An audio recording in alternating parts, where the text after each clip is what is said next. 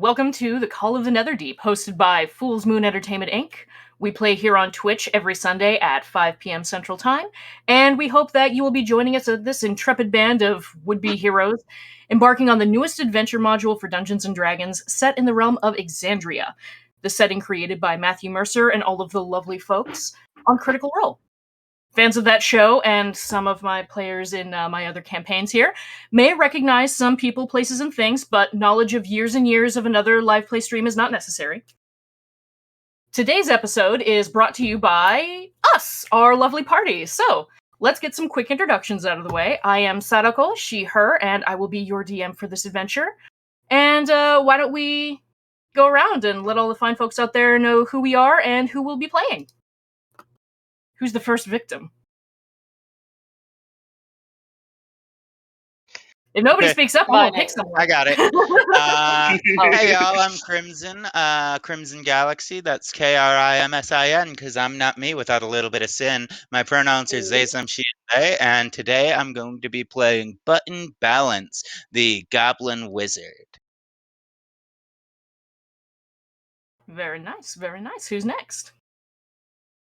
My name is Tawatha. I also go by Tabby, pronounced she, her. I will be playing the High Elf Artificer, Liliath. Or Lilith, I can go next. if you I must say it in common. I can go next. I am Lilu, and I am going to be playing Michaela Stoneheart, she, her, and I am your Goliath Blood Hunter.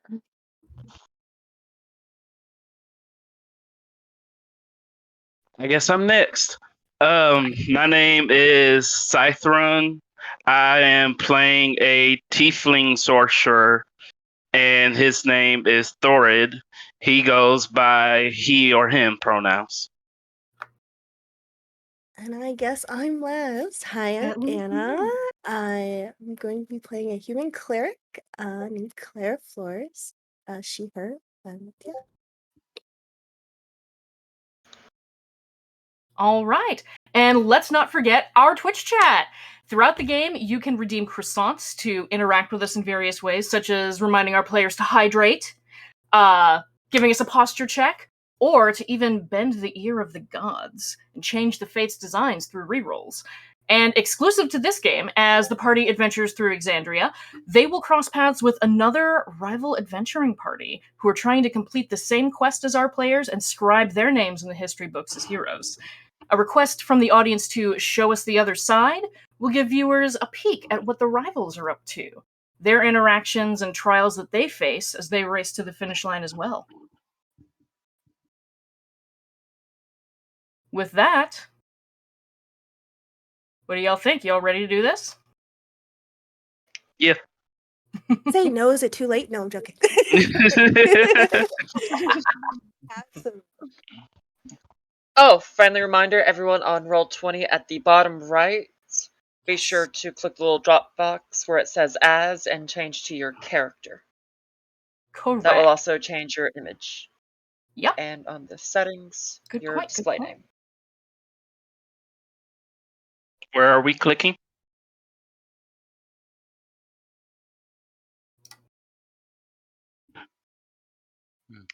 Yep, so you see bottom right. down, yep, in the bottom right in the chat window. Oh, chat underneath window. Where it says as, yes. Do you see it? No. All right, so up at the top, are you looking at the chat, or do you have the journal open where you can see your character sheet? I'm looking at the chat. All right.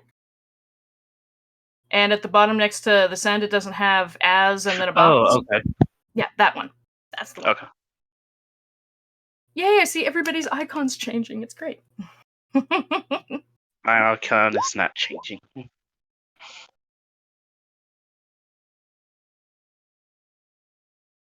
All right, but if we are ready, then let's get started.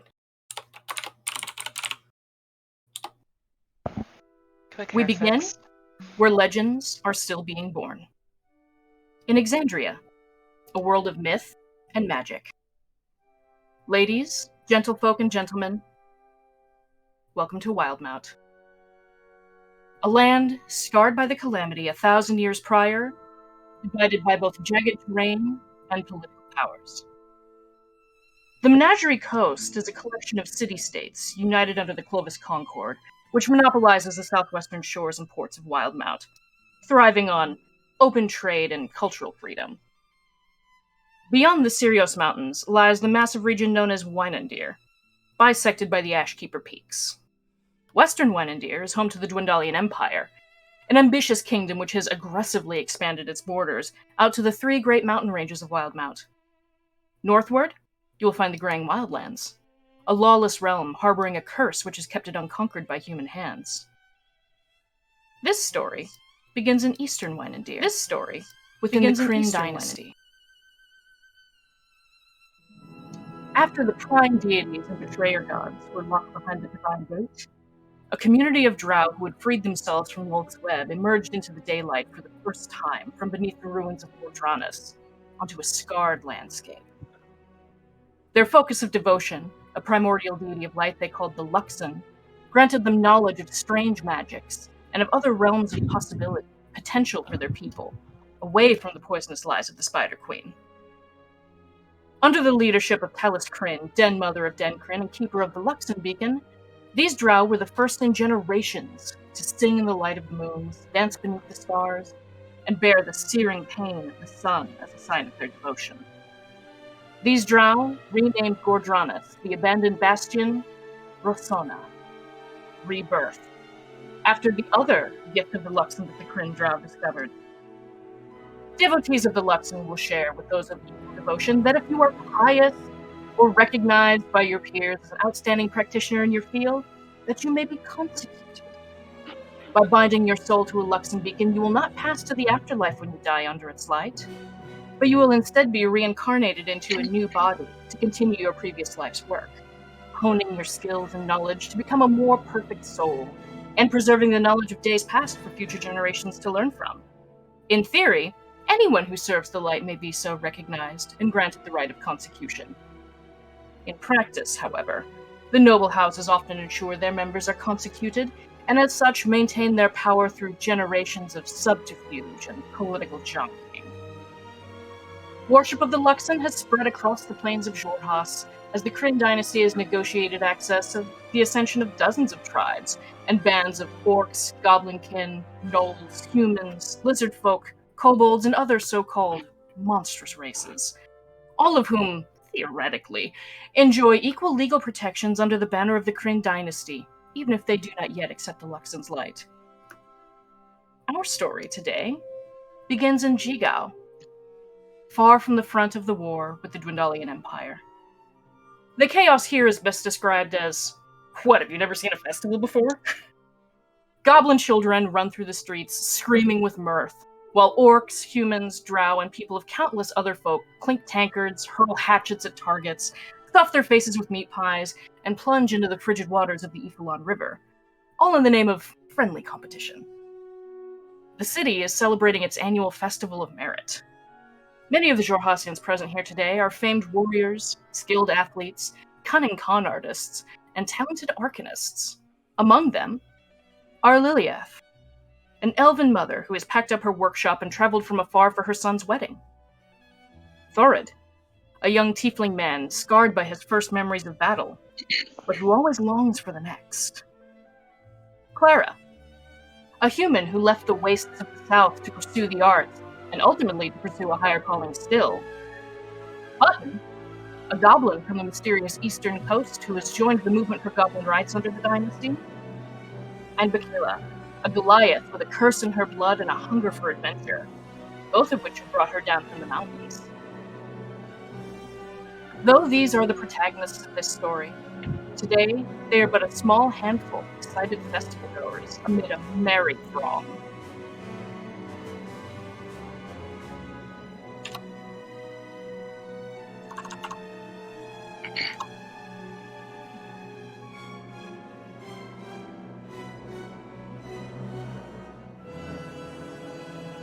Welcome to town.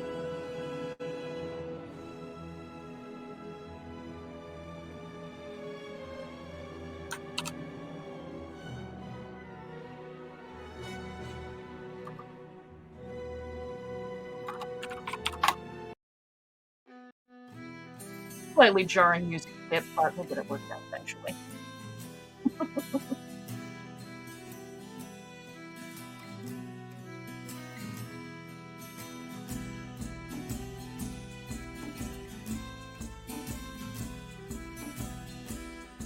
So, as we begin, you have entered the jungle. A large district of tangled roads and single-story buildings in the town of Migao.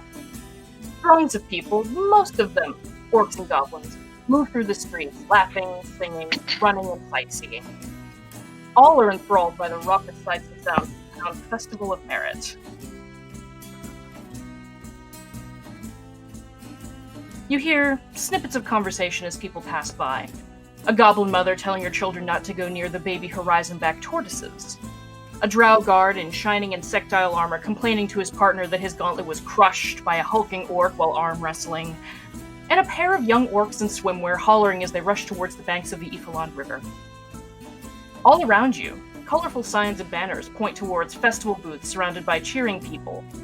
On this street alone, you can see a pie-eating contest near a shop mounted on the back of a massive tortoise. And on the other side of the road, a banner emblazoned with the words, "Riddles and Rhymes, Unbeatable Riddles." That banner points toward a 3-story temple in the center of the jumble. The town is yours to explore. Where do you want to go?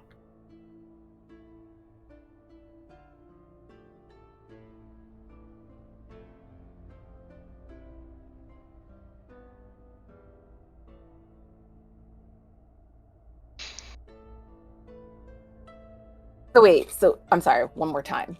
How big is this tortoise? It is enormous.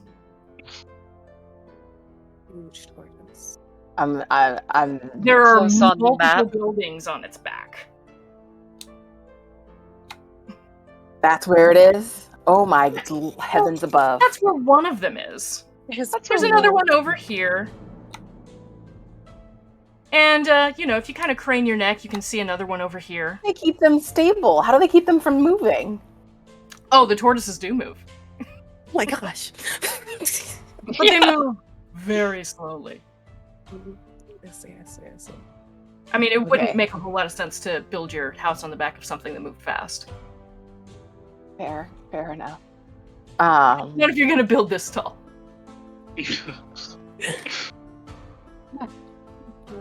Okay, well, you said something about pie on the tortoises, so that's where I'm at. All I'm just right. eating pie. And I'm like, So- pretty much just double fisting pie. So, over here, at this tortoise, there are the savory scents of meat and pastry and spices filling the air around this 3-story building mounted on the back of this giant tortoise. There's a cooking stand and a festival stage with a long table that are set up at the tortoise's feet, and an orc stands over a massive oven. She bustles from the oven to the stage and back, placing delicious-looking hand pies at each seat, and stacking more of them on a cooling tray nearby. There are some people who are already gathered on the stage, including a scrawny young human with a mop of brown hair and a scruffy little beard. And as you approach, the orc calls out in a melodic baritone, "Come to sample the best meat pies this side of the wastes, yes? I sell them for Yes. meals up there, but I'm running pie eating contests down here all day if you've got an orc-sized stomach." Indeed. All right, we've got somebody interacting with us in chat. Okay. Delightful. I should So be drinking Michaela- out of my mug. Kayla just kind of walks up, like, led by the nose, and just, like, pats her belly. It's like, yes, meat pie. She gives you a look and says, like, well, it's not often that I don't have to, crane down to look at somebody. In fact, she has to What look might up your name because be, hon? Michaela Stoneheart. Meat Ah, I get the pie, silver meat spoon. Hi. And she holds out a big meaty hand for you.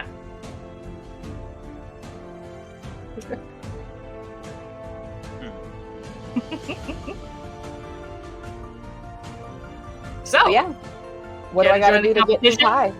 Yes, yes, yes, yes. Meat pie, meat pie. well, that'll be 5 silver.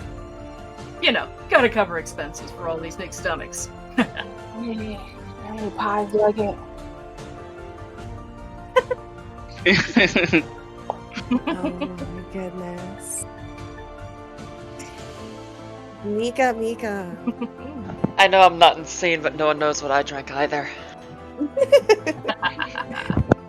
I'm going to be a minute, I'm sorry. I'll finish this one. Liliath is at the docks watching all the shirtless people. Fair enough. Very fair. I pass over. I imagine So, I pass over the 5 silver. she goes ahead and she kind of tosses it in a bucket that's back behind the stage, and there's a clang as it hits quite a few coins. And she gestures you towards the platform next to her cooking station. There's 3 people already seated there. There's a cocky male drow who's flexing his muscles and pointing out at people in the crowd and winking. There's a female halfling, unusual to see in Jorhas, who's sitting very still with a smirk on her face, like she knows something that everybody else doesn't know.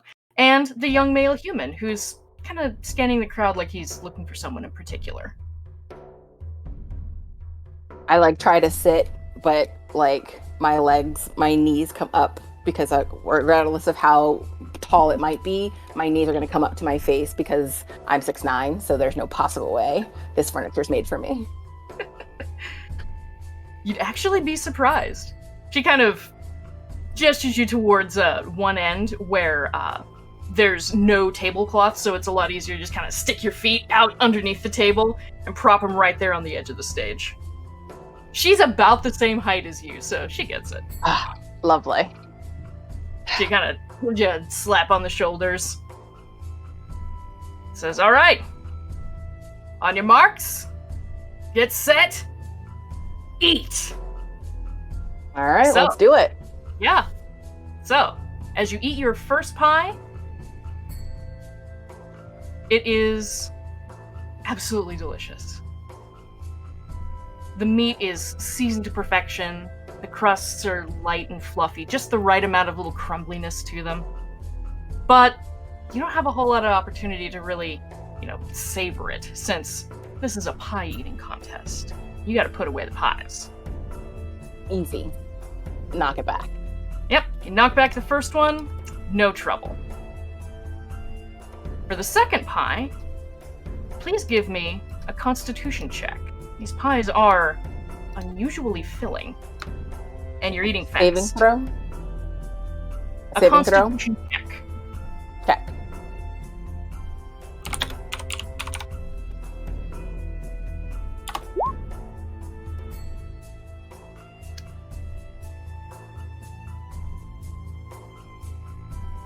Go up. Nope, I don't see it coming through yet.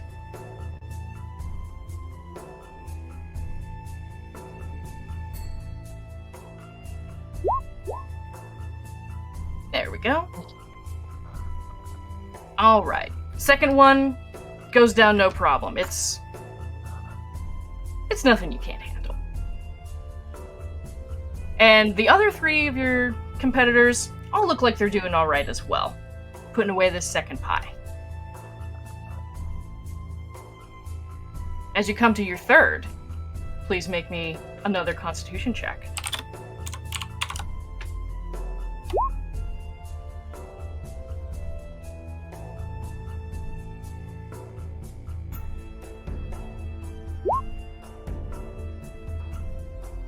All right.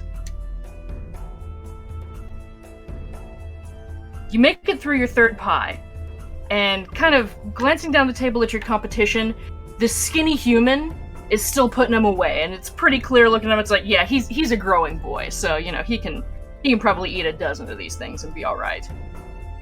The drow looks like he's slowing down a bit, and the halfling looks like maybe whatever trick that she had up her sleeve isn't working out quite so well. She's slowing down, trying to get this third pie down.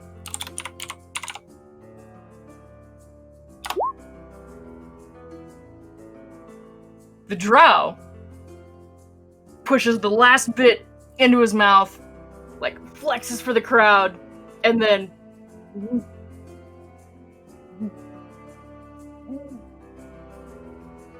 and immediately rushes away from the stage to a peal of laughter and jeers as the crowd continues to chant for you and the human. The halfling is kind of slid under the table and out of sight. Neither of them made their saves to avoid becoming sickened from eating too fast. For these that are made for, people who are out on the wastes. Essentially, it's equivalent to a whole day's rations that you're just downing all in one go in one little pie. But it's down to you and the human. So, please give me another roll. Oh no. Oh no. No! Ooh. You get the fourth pie in hand. You shove it in your mouth, and you get that feeling of your stomach saying, no, we've had too many of these. We've had too many of these. No. Maybe I start questioning if that's meat. What kind of meat that might be. What kind of meat is this? Oh my god. Please roll me a Constitution save. Oh no.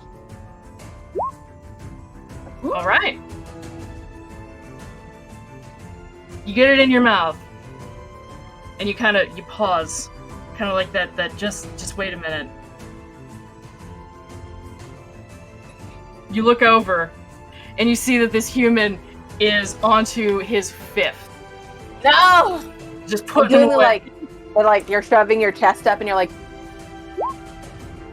breathing heavy. Oh, why is he doing so well? He's so small.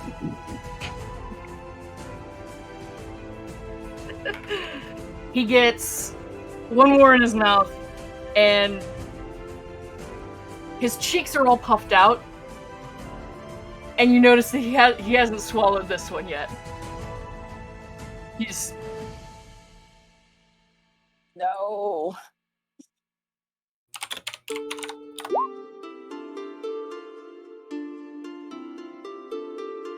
He barely manages to choke it down.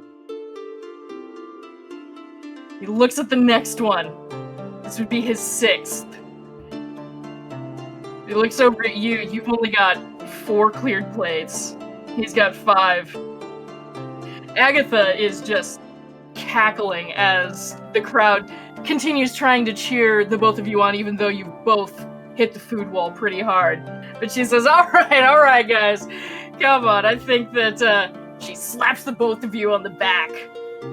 Like, I think they both learned a lesson about the size of eyes and the size of stomachs. Am I right, guys? Am I right? The audience just laughs, cheers. Some money starts to change hands. But she reaches down and holds up the skinny arm of this human. No. Who looks like he was about to, if maybe he hadn't gone for that last one, gone for the victory lap to assure his victory, that maybe he would have been a little bit more okay, but he stands up and he looks a little green around the gills. He smiles, but it's like, just give me a minute to celebrate. I'll be good. She reaches behind and awards him with a medal celebrating his victory. And it is, of course, in the shape of a meat pie. She drapes it around his neck, and it's kind of off-sized. It's a little big on him, but again, she slaps him on the shoulder, and he very much looks like he probably can't take too many more of those hits before, it would be a disaster. She says, "Alright, reset the stage and we'll have another go in 30 minutes, alright! She, is dragging the halfling out from underneath the table as the crowd, laughs, and she's like, "By the way, anybody who wants some meat pies over there, 2 silver." I slink off, grumbling under my breath about how my honor has been diminished.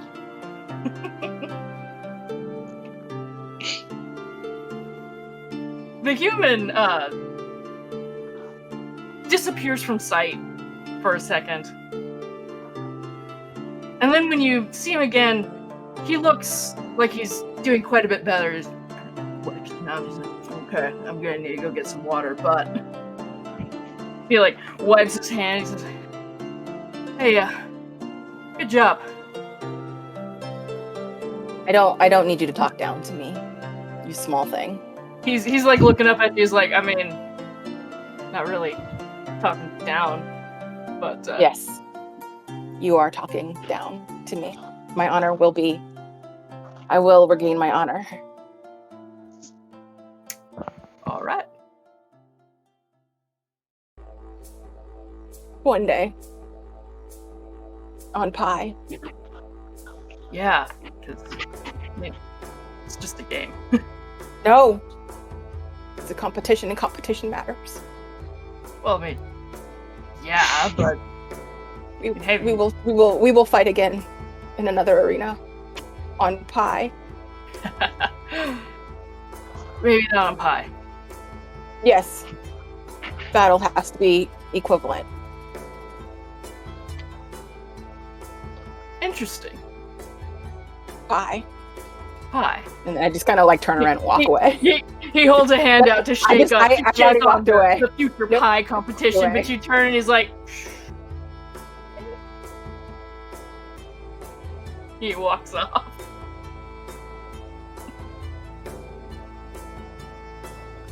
So, meanwhile, Thorid, what are you up to? This isn't. There's all sorts of stalls and stuff set up everywhere. Oh, yes. I just want to say one of the people watching the stream said that they can't see any rolls. So can we announce the results of our rolls so the viewers can know? Absolutely. Awesome. That's all I wanted to say.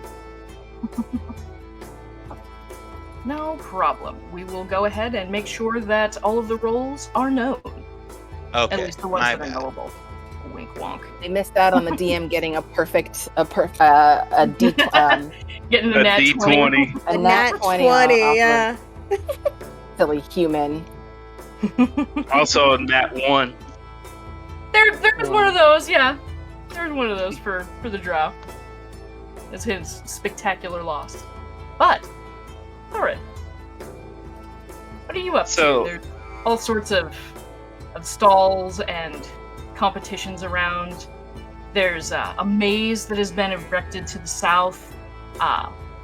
There are people who are jumping off of piers and splashing around in the waters on the shore. This isn't Thorid's hometown, is it? No, it is not. You are very far from home. It feels a little familiar because, it's a port city, but it is very different. It's very different from Port Damali. I believe for one. Thorid is going to a blacksmith for his daggers to get resharpened. All right. It is easy enough to find somebody to sharpen daggers. A bunch of blacksmiths have all hauled out anvils and are having nail making competitions. Just seeing it's how many nails can you make in 5 minutes? Go. So it is very, very easy to find somebody who, to get the name out there for their shop, will go ahead and get your dagger sharpened. Is there an actual smithing competition going on? There's not like an official one, but it's mostly people kind of betting one another. It's like, oh yeah, no, I bet I can double you, and double or nothing, I can double your nail production. But there's not an official one that is being hosted and giving prizes now. I wouldn't be able to just walk up in with my smith's tools, would I? Sure. You won't win anything necessarily for it, but I'll win pride. Mm-hmm. That you will. Or lose horribly. Or that.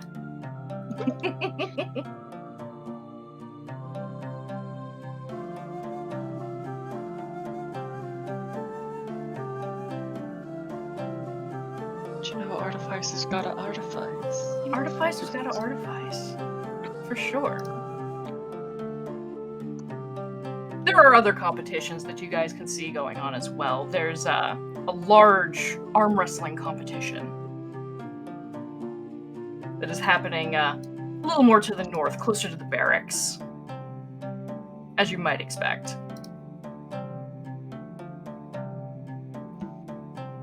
On the edge of town, there's a competition that almost seems like they're purposefully trying to exploit all of the festival goers to get their seasonal harvest in faster by finding a way to turn that into a game.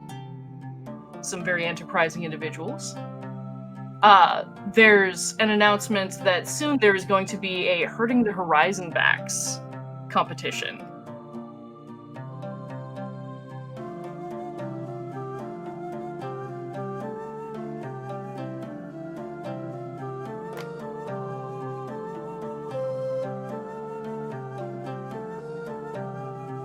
What sounds good?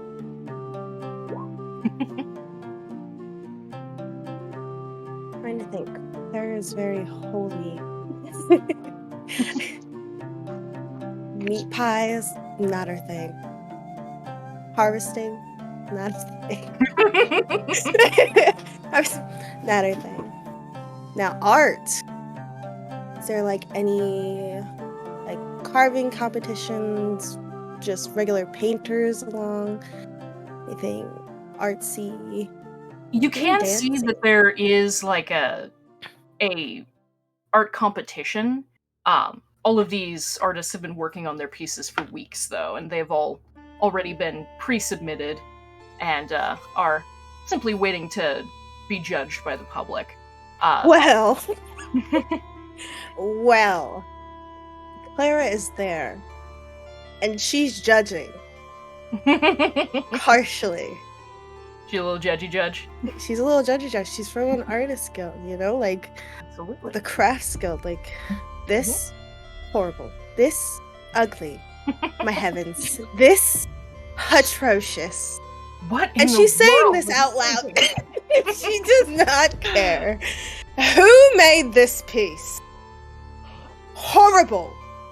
Burn it. Nearby, there's a goblin who looks like he's kind of tending to one of his pieces that is a hot mess. But he's like, yeah, burn it all down! That's the point of my piece. Everything is trash. So I made it out of trash. Get where you're coming from? It's a very personal piece. Very personal? Yeah. Trash is trash. Sorry to say. It is! It's the trash within my soul. You know I've what? replicated it here. I love Out the of enthusiasm. I stole it from my neighbor. Well, I don't condone stealing. That's very, very bad. It's But trash. You're right, it is trash. Stole it right out of his trash can. You know what? I commend you for your love for the arts. You, 5 out of 10. The others, not so high. You should be worthy. You should feel worthy. No big deal. Next She's just year, gonna though, walk I'm away. gonna set on fire. I'm just gonna have to, like, make a whole bunch of them so that it can be on fire all day, because, I mean, I only had, one neighbor's worth of trash that I could steal. You're right. You're Next totally year's, right. though, I'm just gonna steal trash all year, so it'll be ready. And make it bigger. Bigger's better. Oh, it will be. And on fire! I can't wait to see it. He kind of I'll be looking for holds his you. hand out to you to shake, and it is covered in, like, grease and grime. She takes her 2 fingers, her index and her thumb, and she takes the tip of his longest finger and slowly shakes it. Wanting to throw up, but doesn't. Clara, nice to meet you. That is a very fancy, clean name. I'm very fancy and clean, so it makes sense. And as you say that, 2 goblin kids run by and, like, splash into a bunch of mud. Oh no. He kind of... At least your name's still clean. He, like, pats you and leaves a goblin handprint on your robes there. She walks away. Very He also disappointed, walks away. very angry. He's like, this interaction went flawlessly. She understands my art. Wiping herself off, trying to, complaining the whole way. This disgusting. How dare they? Welcome to festival life.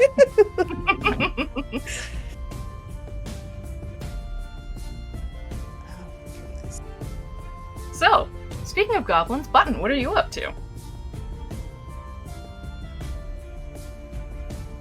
I imagine I'm probably looking to see if there are any rare books in any of the stalls that might be for sale.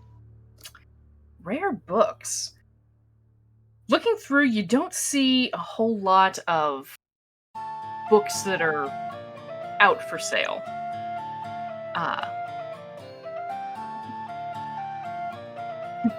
Posture check!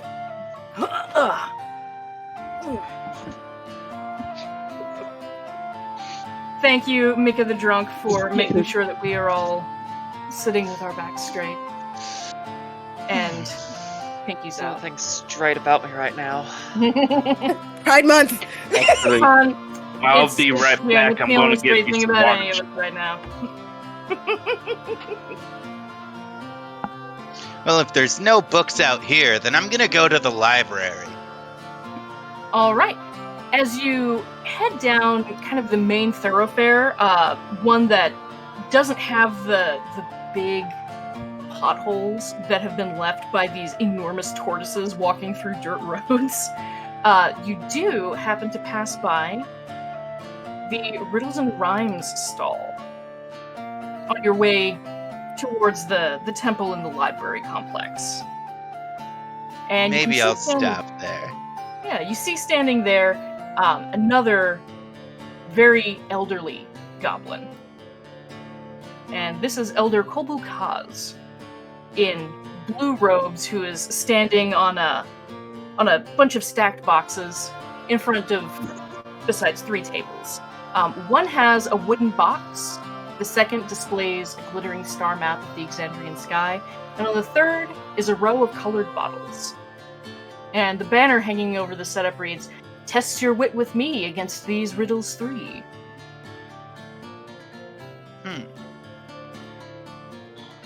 Looking Okay. around, you can see there's like a bunch of kids who are, like discussing the first one, and then they kind of, it's like, yeah, go on.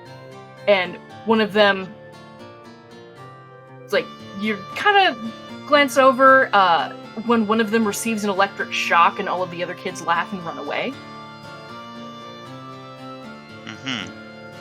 Come, Omerin, let's solve these riddles. And like following behind, walking on the ground rather than flying, is a owl that's about half my height. Walking along or doing the little bird hop? Like, literally walking kind of like a pigeon. Absolutely delightful. Kind of peering down from the top of the boxes is this old goblin with hair coming out of his ears, and he says, care to test your wits? Gladly. Well, it's 2 silver per guess. Okay, and what exactly is the riddle? Well, you've got your choice of 3. And Let's standing do them in front order. Oh, you wish to try them all. Very clever, very clever. As you kind of skirt past this drow wizard who's looking down at the second table, and he jots an answer down on a slip of paper and hands it to another goblin, much younger, in blue robes, who hops up on another box, checks, and says it's like, yep, that's your second one. And hands him, like, slaps a medal in this wizard's hand, and this drow just kind of takes it and delicately puts it on, but doesn't look too amused with the treatment that he's been receiving at these tables necessarily. But at the first table, the elder hops down, and you can see, like, just barely the tufts of the top of his hair over the table as he goes back over to the first one, climbs up on another series of boxes, and kind of like kicks something, and a box flips out for you to climb on so that you can get up to the level of the table. Excellent. I crawl up of the box. Yep. On the box, there is a locked wooden box with 4 metal keys, and on a placard beside the box is written the following riddle in common. Bronze, copper, silver, gold. Ancient ones from tales of old. Match the key to the box's lock. A mistaken choice begets a shock.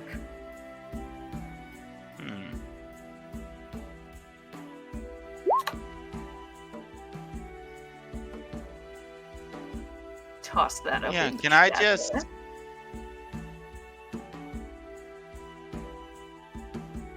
May I roll a history check to see if I know what it's referring to specifically? Absolutely. Do you mind if I roll my own? Sure. Roll us some physical And math rolls. can I get Umaran's help on this? Yes.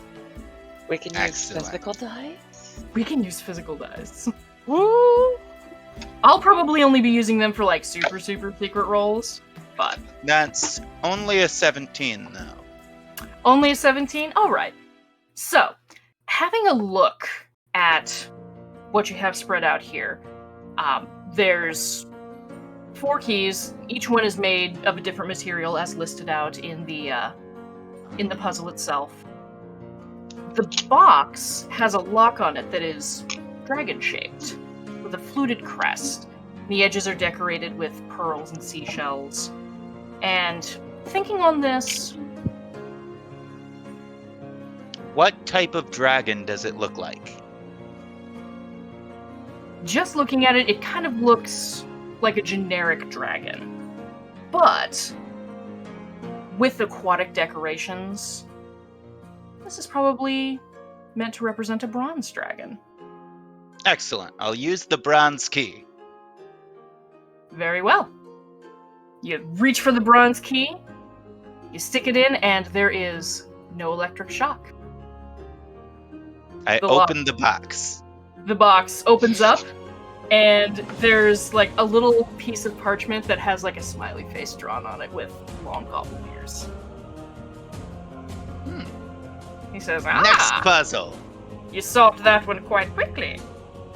Very good, very good. And he hops down.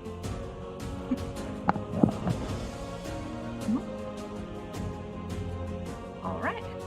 He hops down and walks back over to the next, climbs back up on that one, kicks a lever, and another box flips down for you to climb up to. And the second one, there is a star map that is rested on the table, depicting various constellations visible in the Exandrian night sky, and another little placard with a riddle in common. 2 birds sit in a speckled field. One silver and calm, one scarlet with woe. Nigh all year the red one yields to silver's illusions, mischief, and sheltering glow.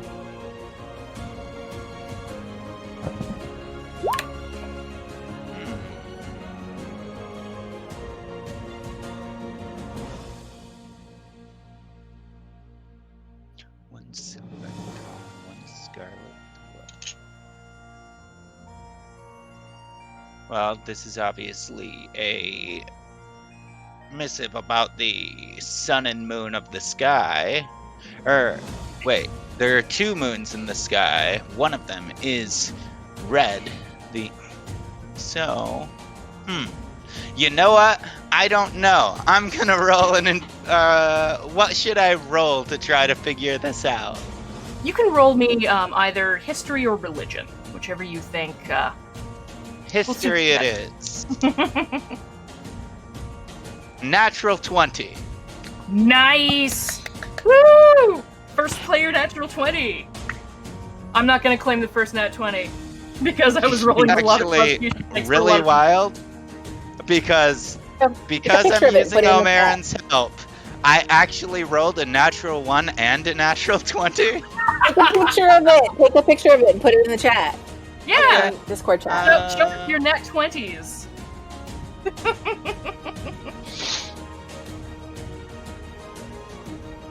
But what does that bring your total to? With history, that's a +6, so 26. Alright, so with a 26, you know that, of course, there are 2 moons. There is Katha, the larger moon, the one that is white, goes through regular cycles. And there is also Ruidus, the moon of ill omen. Smaller, red, and with an uncertain cycle. About every 6 months, it seems to decide to go through a full set of phases, but at times it will stop its motion in the sky entirely and not rise and set as a moon should. Other times the phase will seem to go in reverse. It's a long-standing mystery. And, having a look at the map, there is, of course, only one red object on this map. And that is Ruidus.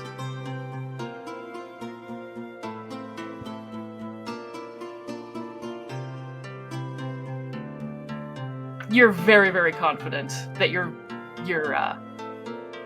So my actual musings were 100% correct, and I 100% doubted myself. correct, but it was the 2 Okay. moons, yes. Alright, so yeah, I indicate the 2 And the natural moons. 20 just confirms it. Yeah. I indicate the 2 there's, moons, There's a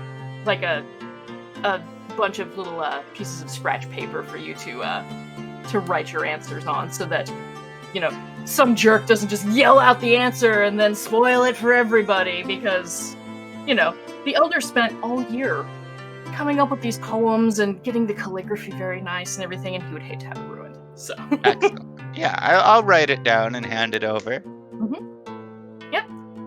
He has a look and he's very, very nice. You solve these very quickly, don't you? You're a clever one. I They like are easy. Oh, easy, you say? Why don't we give the third one a try? That was the plan.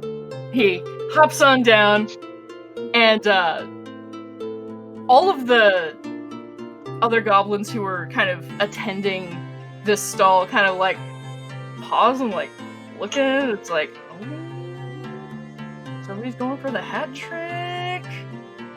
Like the goblin who had previously given the drow his medal, like pauses halfway through, like coming to give you yours. And was like, oh, okay.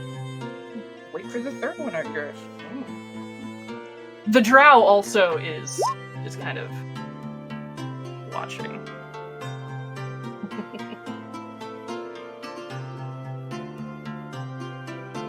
But on this table, as the box is kicked out for you and he clambers up onto it, is a row of 7 small bottles filled with colored liquids. And the following riddle in common.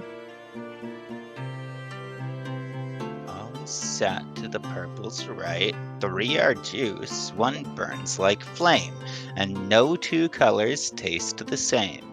Even flasks hold naught but pain. A shade of sky will leave a stain. Neither is the winner's friend, a puzzle for the keen and wise. Drink the light to claim your prize. Yes. Always sat to the purple's right. 3 are juice, 1 burns like flame. No 2 colors taste the same. Even flasks hold naught but pain. Alright, so that's interesting.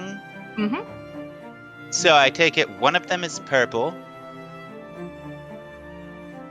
There are 2 purple bottles.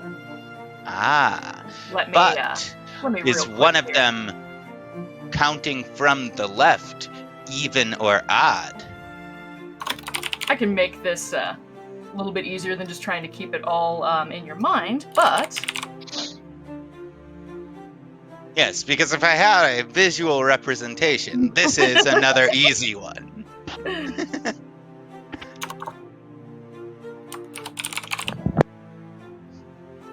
It'll at least make it a little bit easier than just trying to remember everything.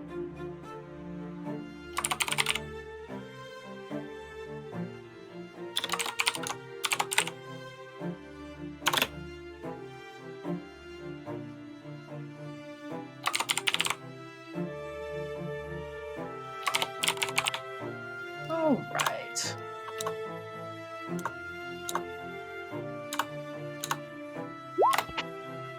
There you are. Bottle full of white. Yep, so Okay. purple, green, white, purple, green, red. Alright, so the green of the first one would actually be the one that burns like flame. So, wait, no, both greens are to the right. Both. Interesting.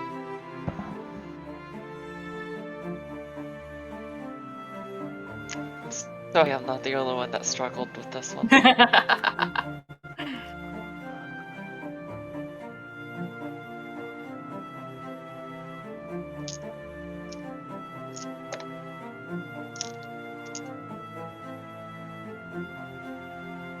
Is the winner's friend. So it wouldn't be the first or the last. We know that much right off the bat. It says that it's always sat to the purple's right, so it would have to be one of the greens, but then it says the even ones burn like flame.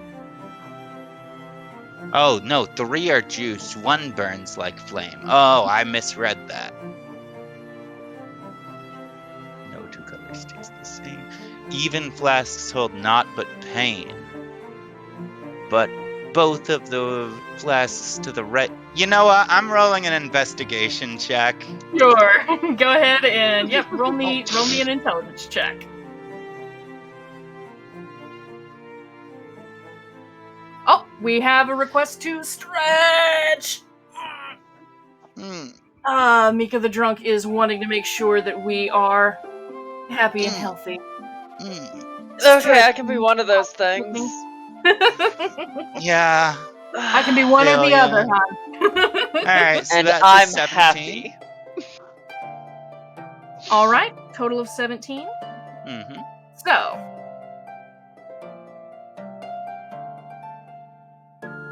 looking at what you've got here,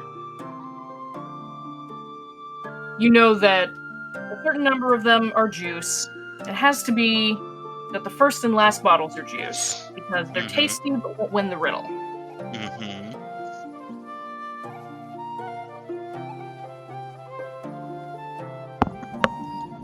I already had that one figured out.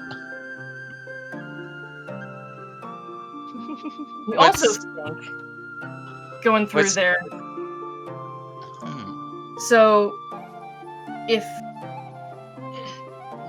the shade of sky will leave a stain, then that one must just be juice and not the right answer. Mm-hmm.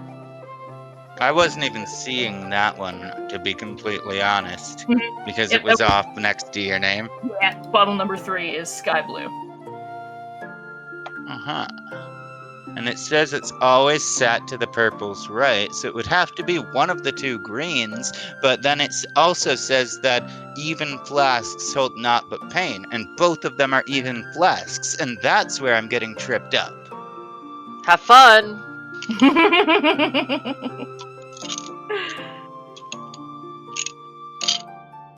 Like, that's what I'm down to. I know it's one of the two green ones, but I have no idea which one because there's not context enough.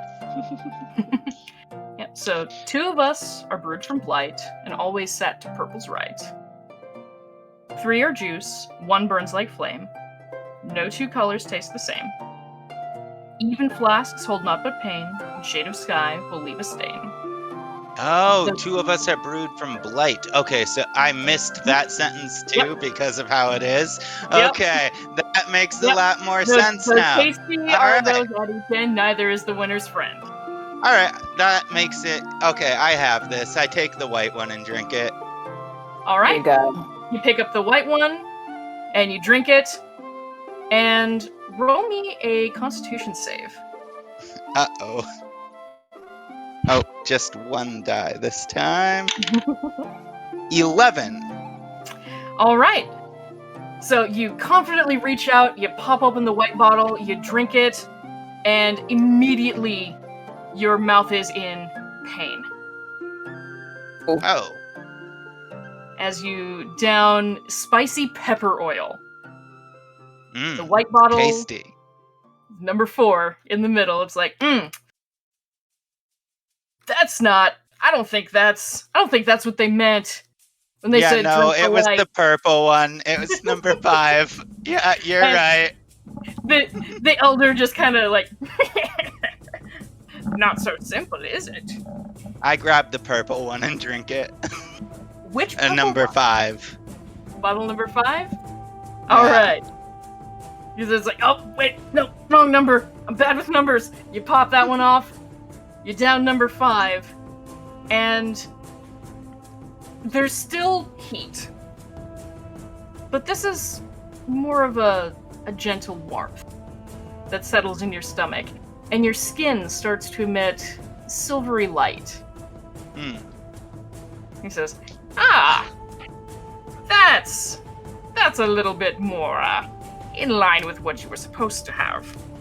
Yeah, I Got it in two. sometimes I get like brain bubbles that don't make sense. Oh, I understand entirely. But you still got 2 out of 3 on your first try. And he kind of reaches down and takes the medal that was going to be awarded to you after your second win and hands that over to you. And it is the Medal of Wit, which is sculpted from wood and painted to look like the head of a fox. Let me go ahead and put that in your inventory. Oh, is that like an actual item? It's an actual thing that you get. Let's see. There you are. Medal of Wit.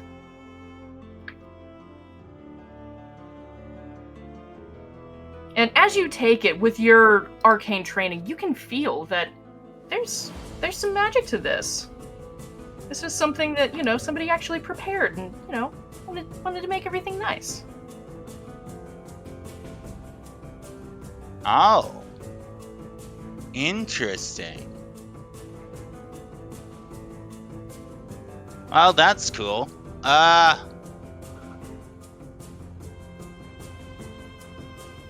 The drow I'll who... get you next time. The drow who was observing kind of has a look at you and says, your cunning is a cut above that of everyone else in this backwater.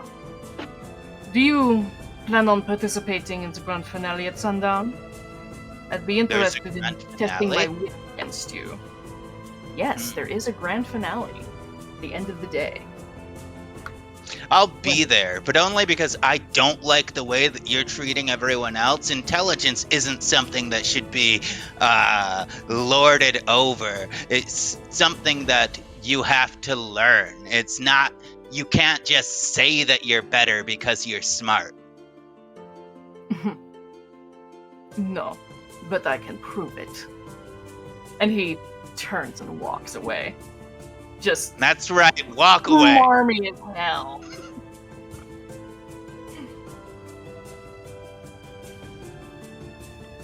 That's But what I also- thought. Also nearby, you can see that just, a little ways down the street is a large temple, 3 stories tall, crafted from semi-translucent glass that seems to glow with its own faint light. And this building, which is shaped like a dodecahedron, is dedicated to the Luxon, the first radiance and patron deity of the Kryn dynasty. If you're gonna look for a library, this is probably your best bet. Excellent. I'll go in and I'll just start perusing the shelves. All right.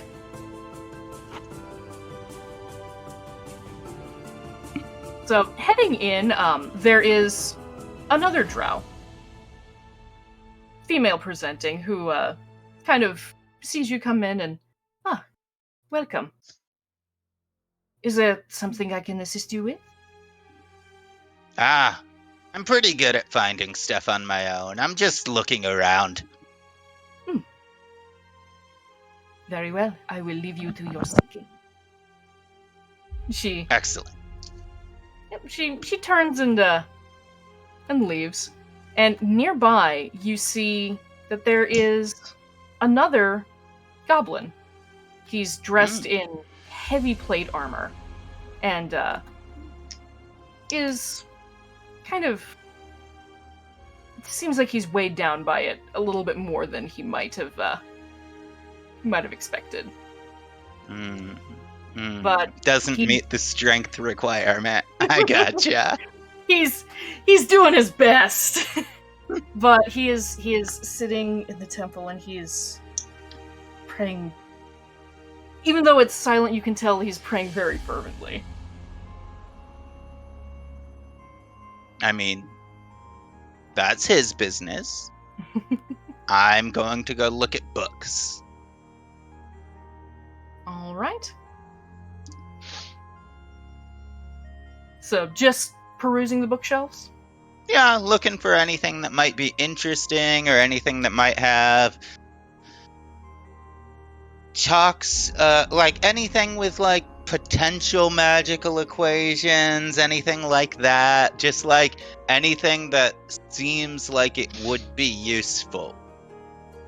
Sure. So, as you kind of start closest to the front of the stacks, most of the books in there are, kind of more like proselytizing material, trying to convert the people of Jigao towards worship of the Luxon. It's not legally required, but, there's a desire to have people, convert and, bask in the Luxon's light. So a lot of the stuff that obviously is towards the front is kind of geared more towards that. Doesn't have a whole lot of really hard data in it.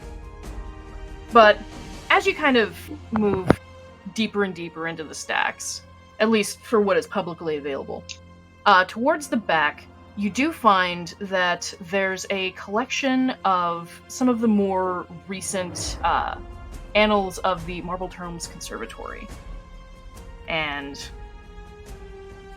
pretty much the only ones that they really keep on hand for this journal, the quarterly publications, are the ones from the College of Applied Theology, naturally. do you want to have a look? Yeah, why not? All right.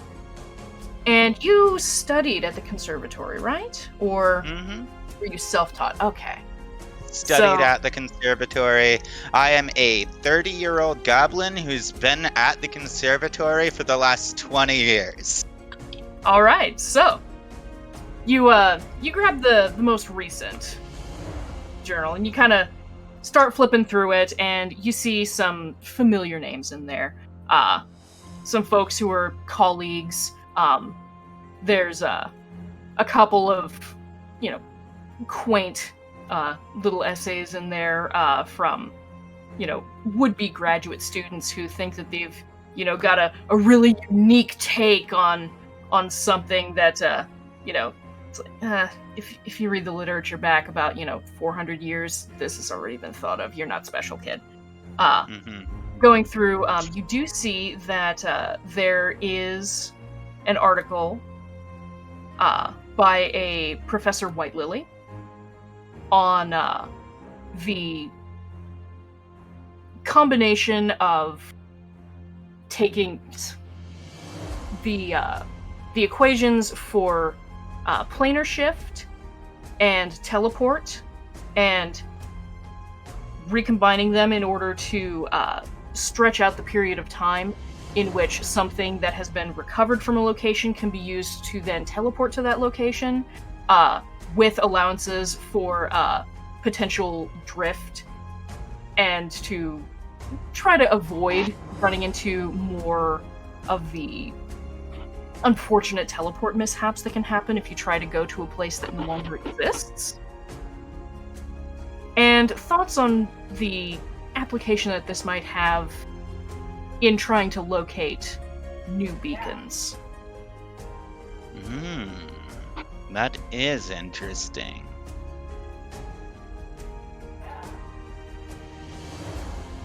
I would like to get Umarin to use the help action, and I'm gonna try to pocket this book. All right. Sleight of hand. That is a 19. All right. So, Umarinda flies off, and you hear from somewhere in the temple. It's like, oh, go, get out, get out! How did you even get in here? Get out! And you take this most recent journal and just slide it on into your bag. So, yeah, you have the most recent published journal from the conservatory, specifically in the Department of Applied Theology. So, aside from that article, there's quite a lot of other Dunamantic writings in there as well, obviously, but... Honestly, I'm just really curious to look into that teleporting mishap. That I like. That just sounds really interesting, and typically my kind isn't very welcome inside libraries, so I'm just gonna go now. Well, now that you've taken a book without, checking it out, yeah. Wonder why your kind isn't allowed at libraries. But yeah, you're able to slip it in there. Systemic racism. No problem. Oh. And Lilieth, you said that you were down by the river watching all of the people in their swimsuits and hopping in the water and coming back out of the water and tossing their hair to and fro. Oh yes. There are orcs and drow and humans and gnolls with, these, very intricately braided manes. You kind of get that like touristy feeling where it's like, you sat still too long and a whole bunch of people on the street, start braiding your hair and putting beads in it, and then suddenly you owe them $5. Kind of that feel. But there are people who are coming in and going out of the water the whole time. Oh, yes. She's with her Soul Defender Corvus, just has her Enjoying hat off, just whew, enjoying herself.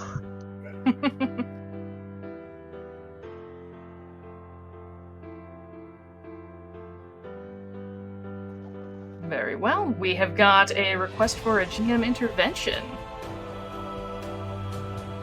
What have we got going?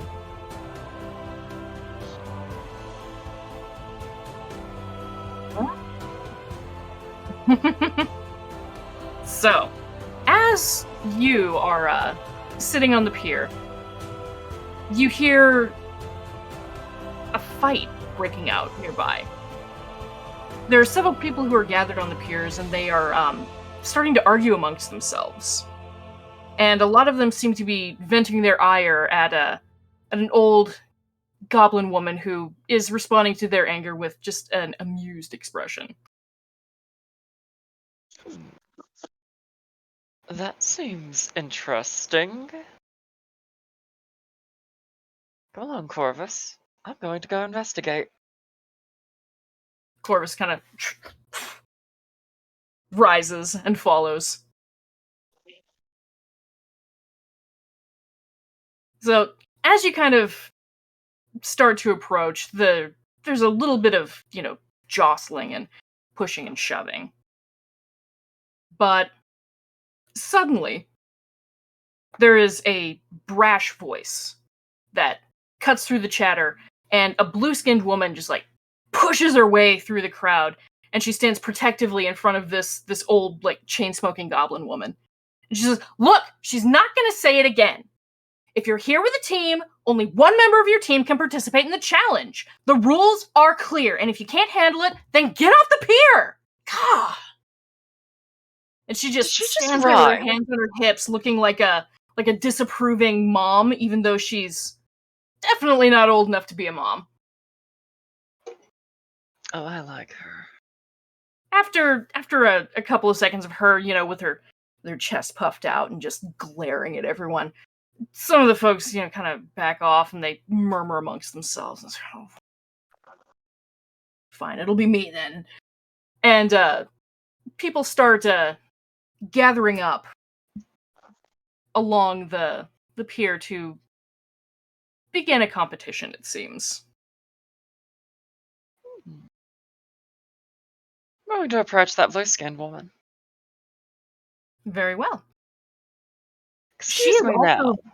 She's also being approached by a drow man who's kind of murmuring to her, and she doesn't seem pleased with what he is saying.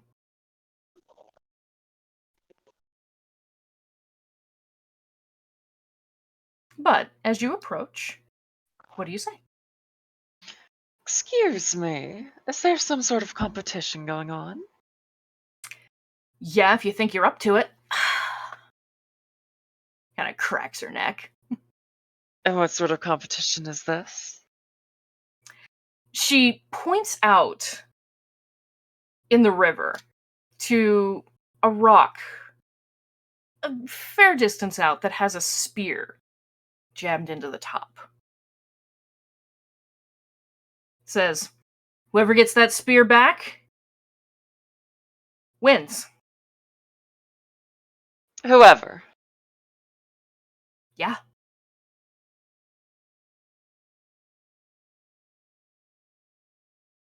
Now, my large mechanical friend here, would he be able to compete for me?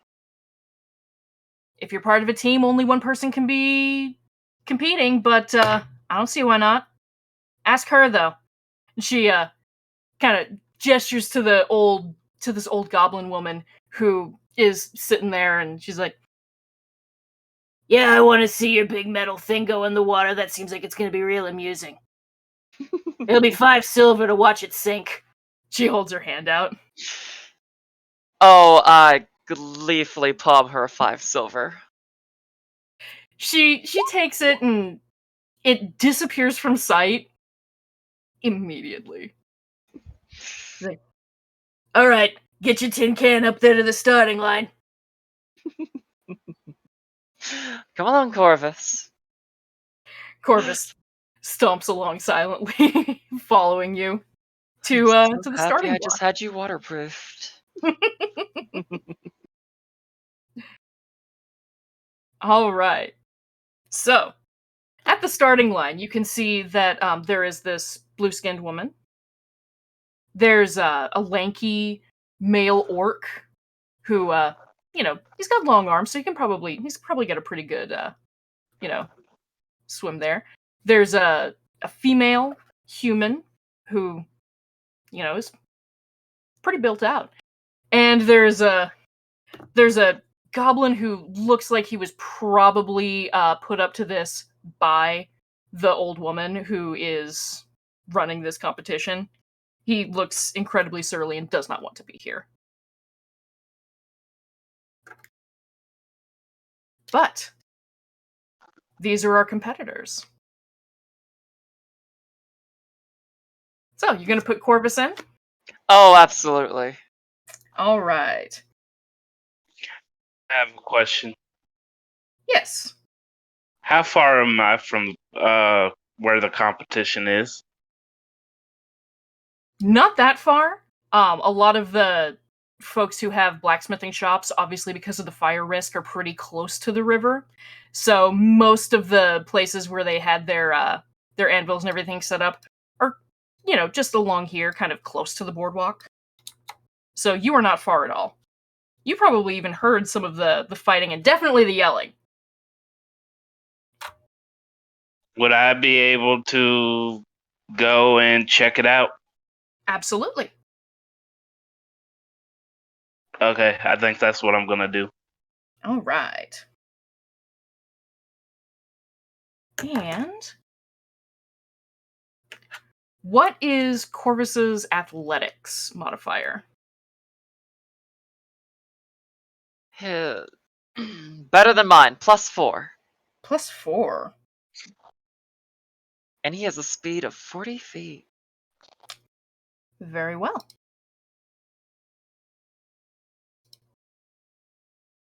All right, so everybody gets kind of lined up at the starting block. They are all kind of, negotiating in and amongst themselves. Yep, But the old I'm goblin just... woman takes a drag from her cigarette. You were saying? Oh, I'm just standing next to Corvus, just with my cane, just ready to give him the order. She takes a drag on her cigarette and just it burns through so fast, it's kind of unsettling. She's like, all right, on your marks. Get set. She ashes the cigarette. Go. Flicks. And with that, I bash my cane against the dock, point it to the spear. Corvus, fetch. All right, so please roll me initiative for Corvus. Can I get a token for Corvus up on the field? Or are we just... 1 minute here.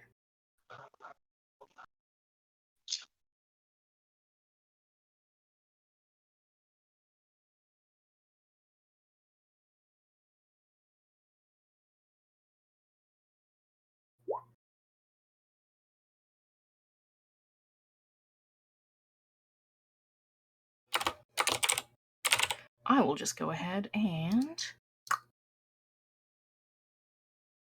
drag all these in from the tokens page.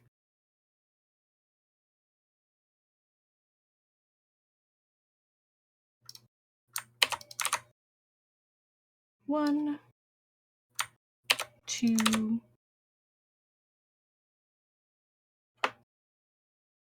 where are you at?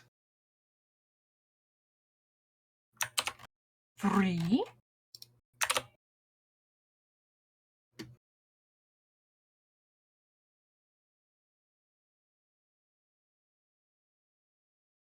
There's my orc. And human. Where's she at?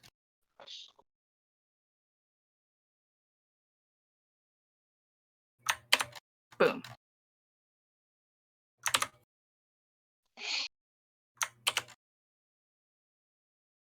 Okay. I'll just real quick copy and paste everybody over there. Get Corvus on here. Maybe.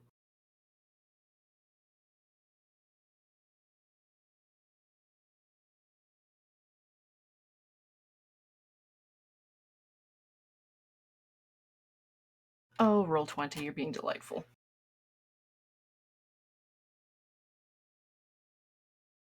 Yeah, I know how to do this. Oh god, he's huge. He's 8 foot. But still. Corvus. Mika, There. yes, I got another bottle of water after this water, specifically for you. Yes, I see that there is a hydrate request.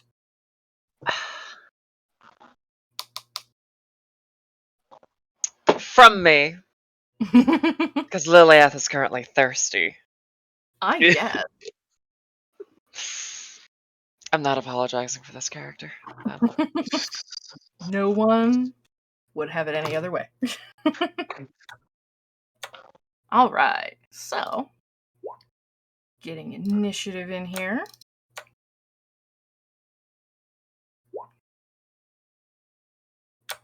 Weird.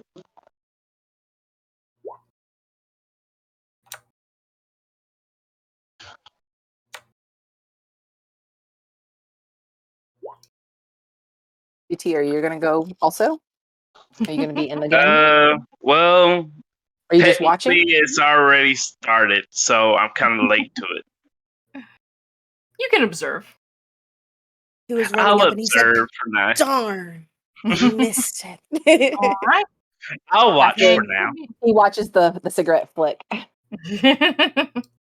I love how when you rolled, it all went from nat 20 to all low. Corvus, my baby. Yes. 3.12. Yep. So not looking too hot for Corvus, or He's not really used for to acting perfectly on his own. But the blue-skinned woman is the first off the block, and she just has like this practiced dive. Kind of makes sense, you know. It seems like a lot of the folks around here spend a lot of time in the water, but it seems like everybody else was a little bit distracted by the cigarette flick. So they're like, wait, do I go on that or do I go on the flick? Oh, shit. And are in the water. All right. So the first thing that everyone notices once they're in the water is that the current is pretty strong in this part of the river.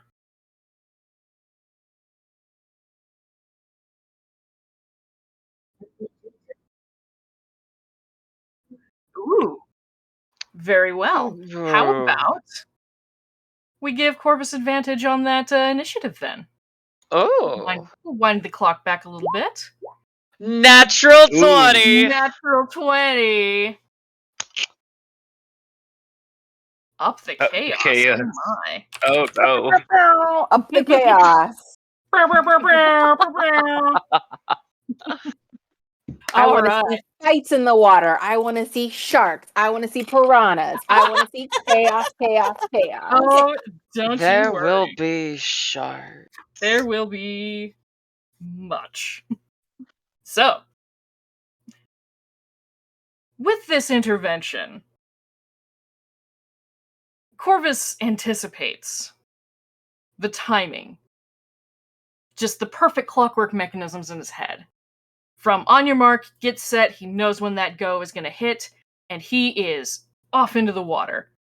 The blue-skinned woman, second in, just hot on his heels. After that, the goblin, takes a splash in. The orc, he makes it in, and the thug just kind of like cannonballs in. Kind of get the feeling that, maybe this human isn't like super interested in actually winning, but she's looking for an excuse to, just have some fun in the water. But the current is strong.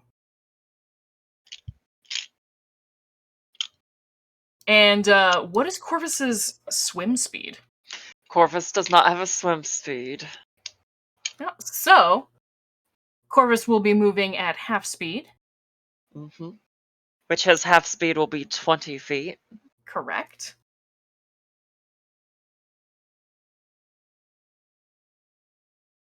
And everyone is essentially, since this is a race, expected to use the dash action. So, since he will be able to move more than 30 feet on his turn, and he is first up with that intervention, go ahead and give me an athletics check. Athletics dice. 16. Very well. Making me proud, baby. All right. So I get to try to keep track of all of this on a sheet of paper here. You got this. We believe in you. Goblin, orc, human. All right. Shark, piranha, kelpie. So Corvus gets 40. Sharks. So, swimming against the current and doing absolutely fine.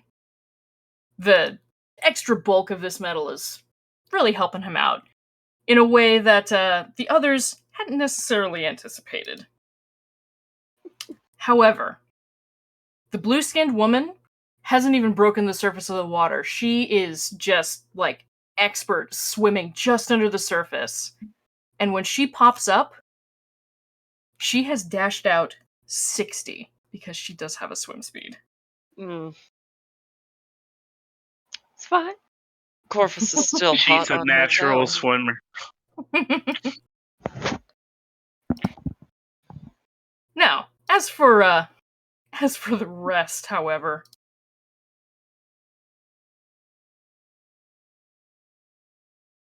okay. So, the goblin, manages to keep his head in the game and gets a full 30. He's giving it all he's got. He doesn't have much, but what he's got, he ain't afraid to use. The orc, however, isn't really quite able to find his stride, and he starts to... He's fighting the current rather than making any headway. He only gets 15.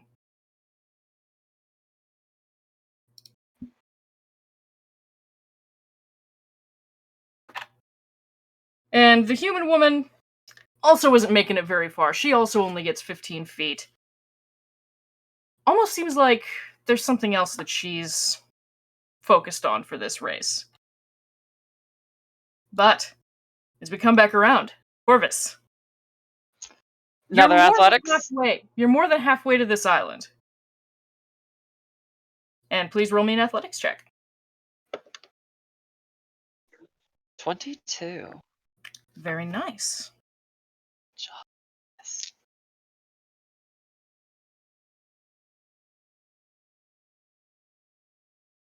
All right. So, Corvus is, neck and neck with this woman, just starts to get up to the island, clambers up.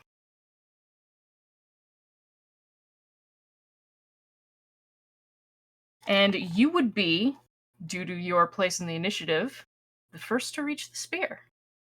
Oh.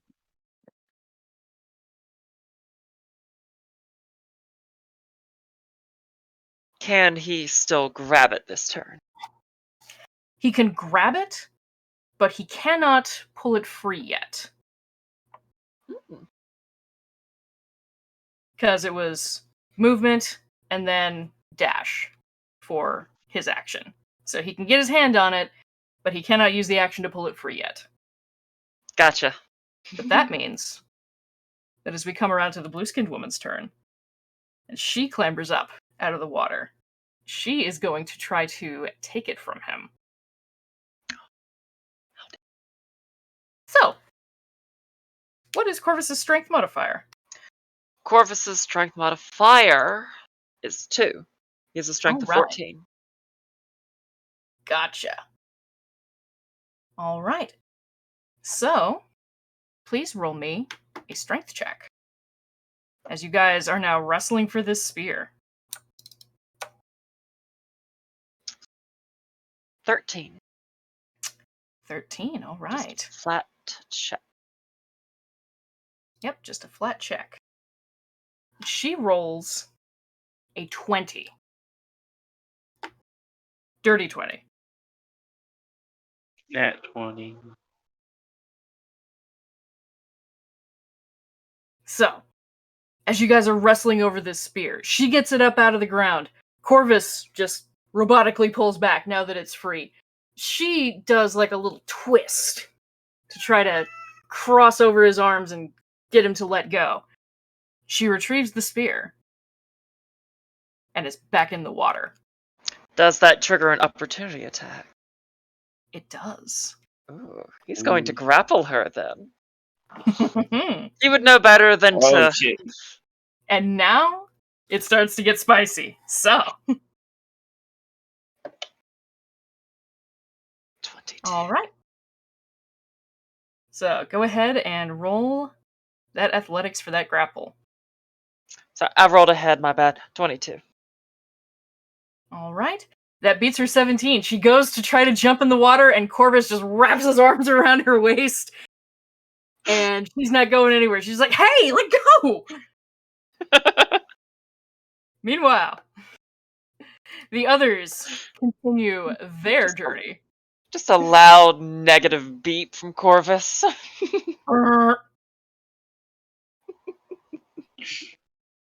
All right. Goblin makes it. He is approaching. As for the orc,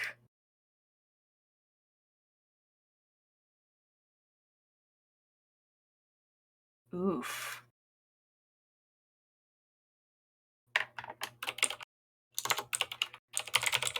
He's getting exhausted as he tries to swim against the current. Oh no. Yeah. So, he's got disadvantage on his future checks. And he only manages to make it to the 30-foot mark. He is not doing super hot.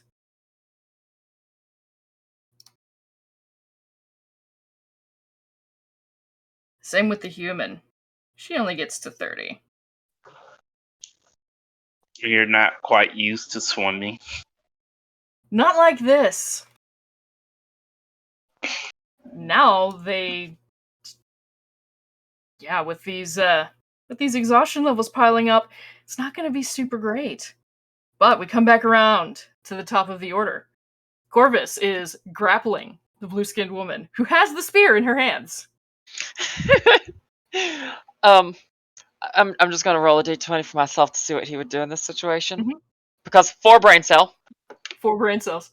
And Thorin, back on the shore, you can hear the goblin woman who's already, onto the next cigarette. She's like, "This is the fun part. This is what everybody comes to see." So I made a quick intelligence check Mhm. to see, like, okay, do I take the spear or do I just take the spear back with her holding it? Because it's technically fetching.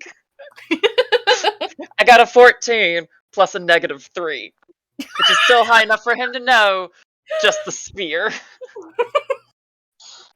So he's going to now try to take the spear. All right. So, go ahead and make me that same strength check. It's an 8. All right, we'll see what she gets.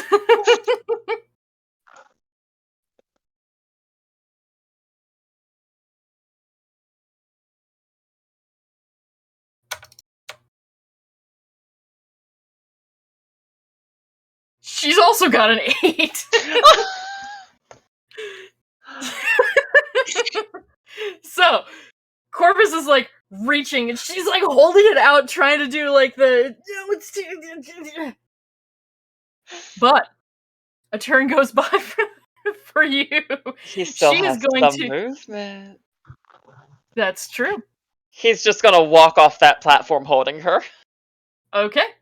So, he just starts walking back into the water, thinking it's like, did not retrieve spear, have retrieved woman who has retrieved spear, return woman with spear. And just starts to walk back into the water. How much of his movement is he gonna use there? Just the full 20? The full 20. Alright.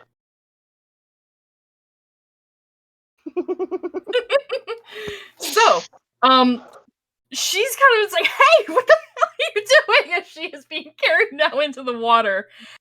She is going to attempt to break the grapple. Testing. 10.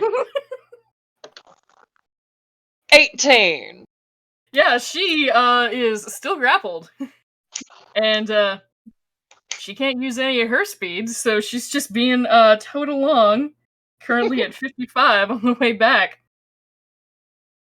However, as Corvus is now carrying the blue-skinned woman and the spear, you come into range of this goblin, who is now thinking it's like, score, I don't have to swim all the way to the rock, and is going to try to now take the spear.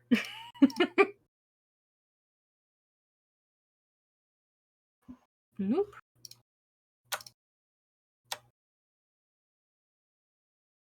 This should be amusing, given his strength score.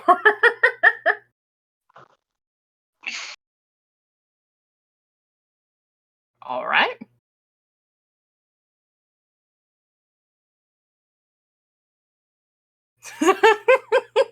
So, Corvus has carried her into the water.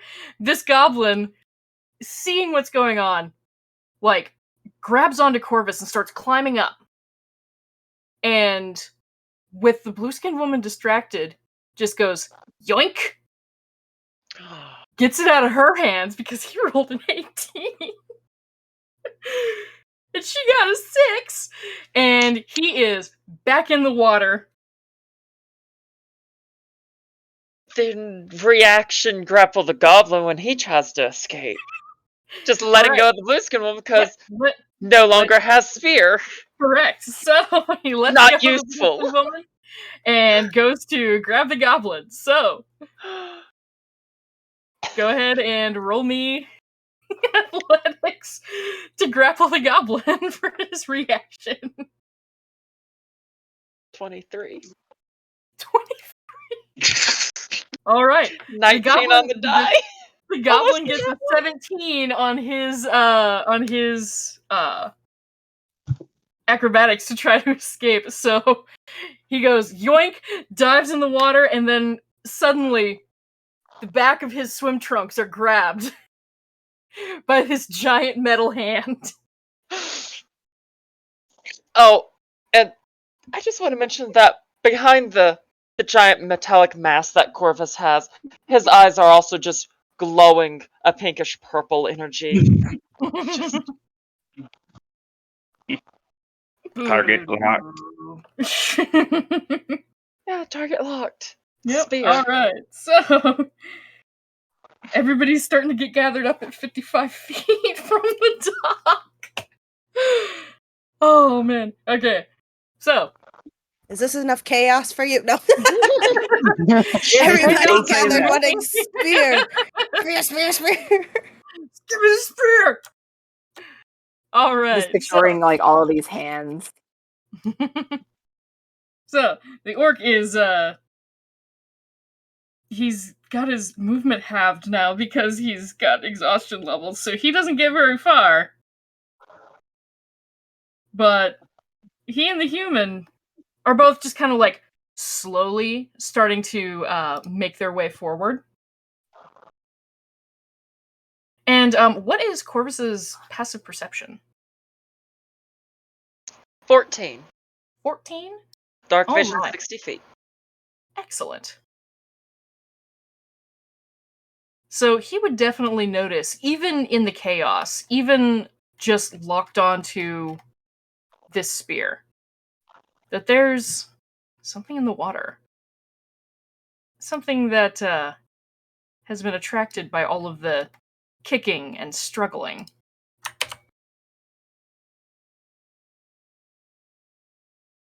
as 2 reef sharks start to make their way up.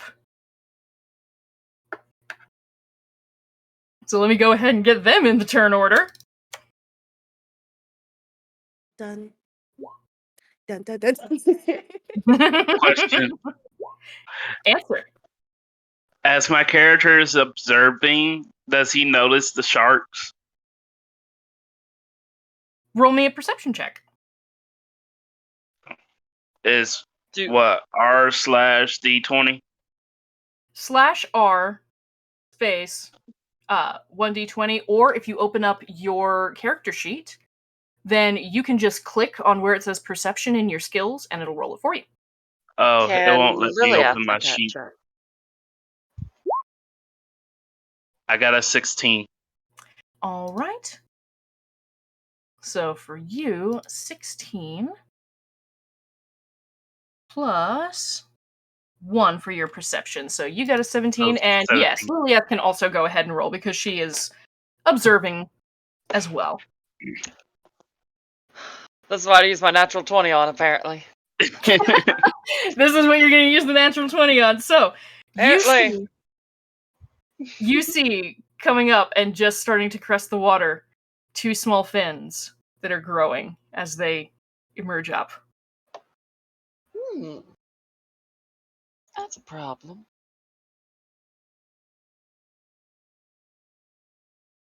How So close is Corvus to me right now? Corvus has noticed the sharks, and the sharks are getting close.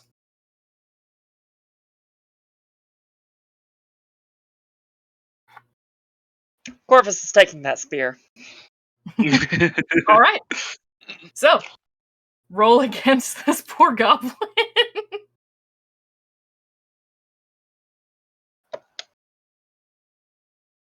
I don't think this is going to be very difficult for Corvus, but 21. go ahead and roll me a strength check.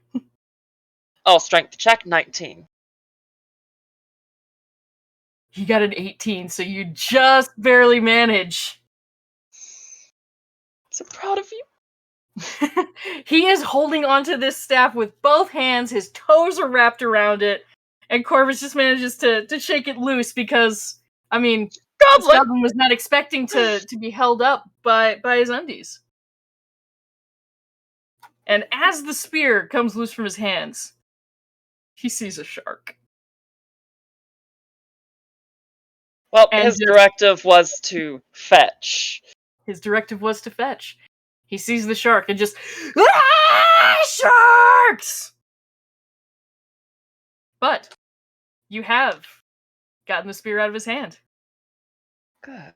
Now bring it back, and Corvus is going to make his way back. All right. So it was your action to take the spear. So you've got 20 your feet in the water. 20 feet in the water. Unless someone tries to grapple or take it from him. Yep.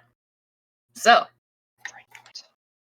as you start to leave, the blue-skinned woman is going to use her reaction to try to get that spear from you. She is going to make an attempt. So, strength check. To try to keep 16. a hold on it. 16? She got a 15. Corvus manages to hold on. But I'm proud of you, baby. It comes to her turn. Oh, but it's her turn. It is her turn.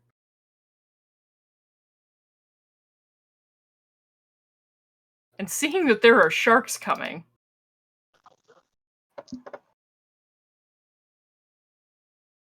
she is going to cast Animal Friendship on one of these sharks. And say, hey, fetch the spear.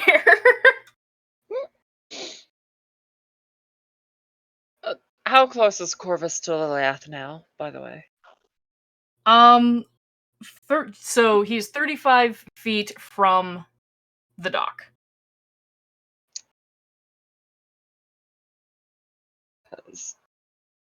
I forgot to say, because Liliath wants to cast a sanctuary on him.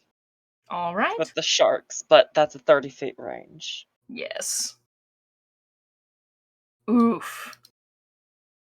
She casts Animal Friendship, and this shark is not having it. The shark just keeps swimming towards her, and she's like, damn. So. Please tell me the shark responded with the fuck you want? Shark doesn't respond. It doesn't say anything back, because it's Animal Friendship, not beak speech. But the shark continued to come at her. She is going to turn and beat feet herself.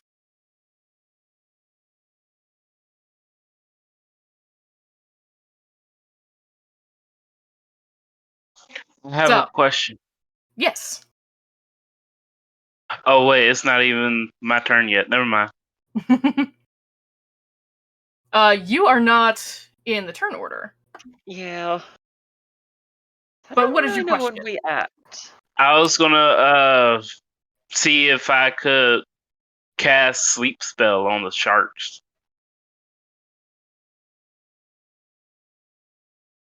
If I was close enough to do so. Let's see. The range on sleep is 60 or 90? Hang on.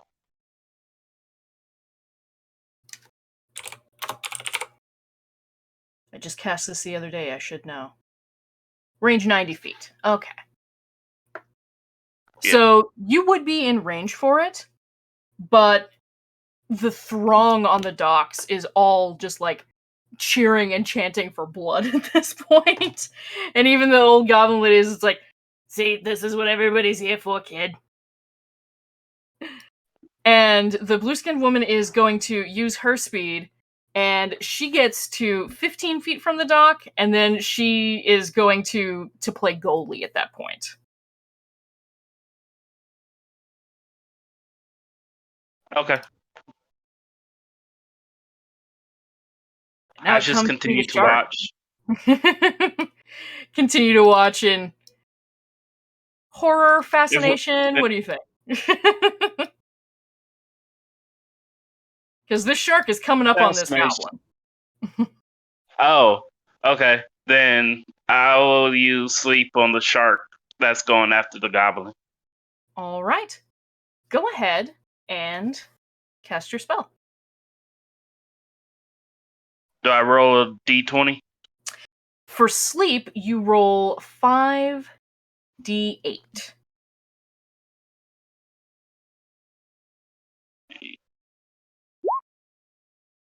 I got a 10. 10. All right. So, you reach out, seeing this fin approaching the goblin.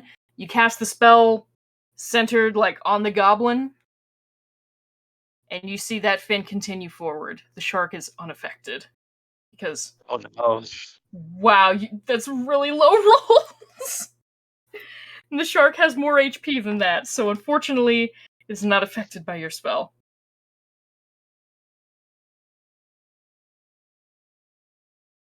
Okay. And it So swims on up. long, goblin. I tried. It is going to take a bite at this goblin and misses. Because a 10 is not enough to do it with the goblin's dexterity.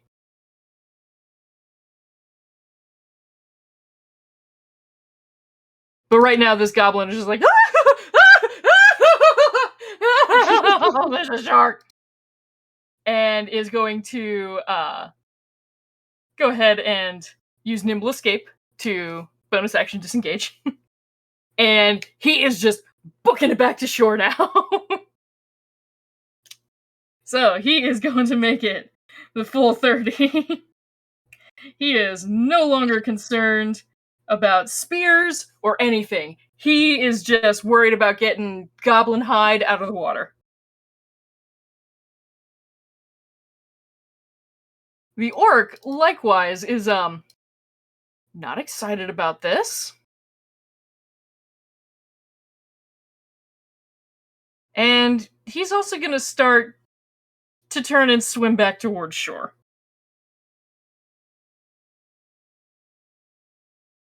However, he's not able to get very far, even just letting himself be swept by the current. The human also is like, I'm in my swimsuit. I don't have anything on me to fight a shark. But as everyone starts to turn, the sharks are hungry. So, who's it going to attack? Now that the goblin is no longer close and pretty much everybody is now grouped up. All about 25, 35 feet away from shore. Let's see.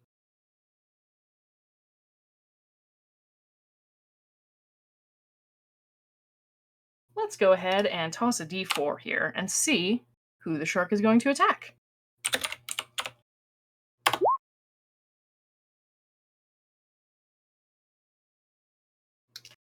Bad day for the orc. Yeah, it wouldn't make a lot of sense to try to bite Corvus. He ain't made of meat. Nope. Doesn't really Shark's smell gonna like, try to doesn't anyway. smell like blood or anything. The shark just swims on by and goes for that orc as that orc is trying to get swept back to shore. And Dun dun dun dun dun dun dun dun dun dun. that will hit. The orc gets chomped for 7 piercing damage. And now there is blood in the water. Ooh. My leg. Oh dear. The other shark starts to laser in.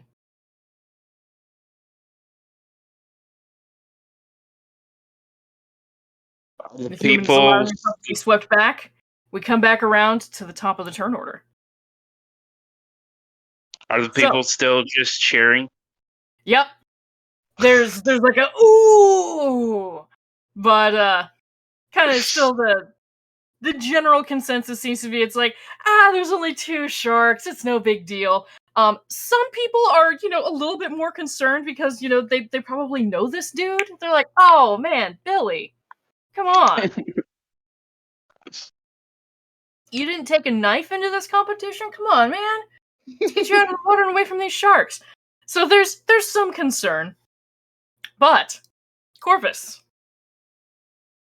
you have the spear. He is 35 feet away from the dock, isn't he? He is 35 feet away from the dock, yes. Then he can dash on back to me. Alright, so he takes his first 20 movement, and he is going to get blocked by the blue-skinned woman. She is going to take her reaction to try to grab the spear. Okay. Oh, where's Sapphire? She's just gonna try to do the same thing that he did to her, and she's gonna try to grapple him on the way by. She is gonna grab for that spear and hold on. So she's trying to grapple. More or less, yes. Okay, so that'll be contested athletics. Mm-hmm.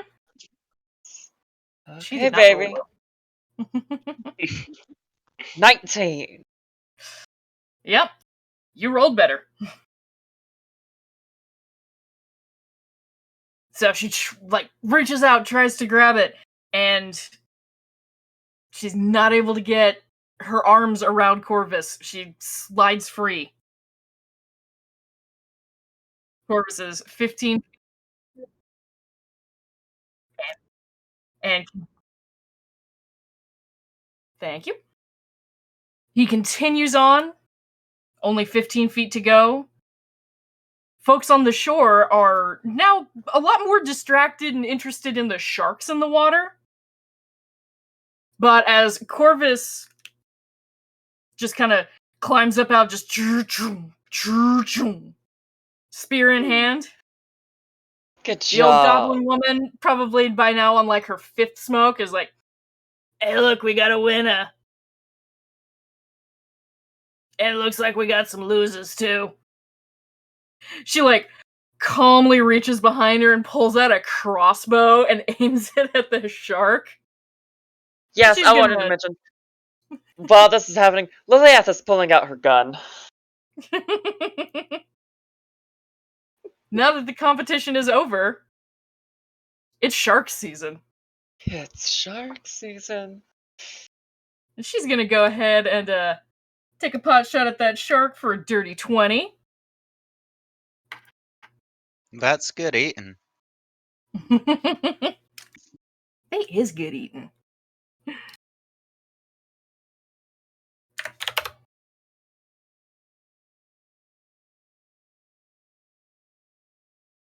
Thorid. Can I get my Yes. shot? Yep. You're on deck. Liliath, you see Corvus coming out of the water. You've got your gun ready. And that orc that got bit, how close is he? He is 25 feet from shore, as is the goblin and the human. So both of them are starting to freak out because the shark closed the gap real quick. Okay, well, I'm going to be nice and generous and cast Sanctuary on that orc. All right. And then I'm going to shoot the shark that bit him. All right. Bonus action to cast. And go ahead and roll that attack. 15. 15. That will hit. Roll damage. I'm not pulling out more dice. All right. For 8 piercing. You got his attention, needless to say, with a shot like that.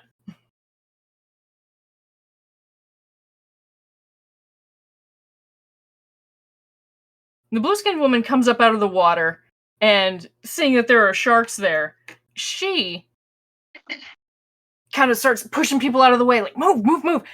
She comes back with a longbow. And she's also going to start taking shots at some sharks.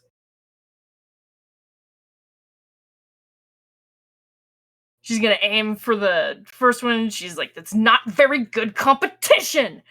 Fires. For 9 on this shark. He is not looking hot.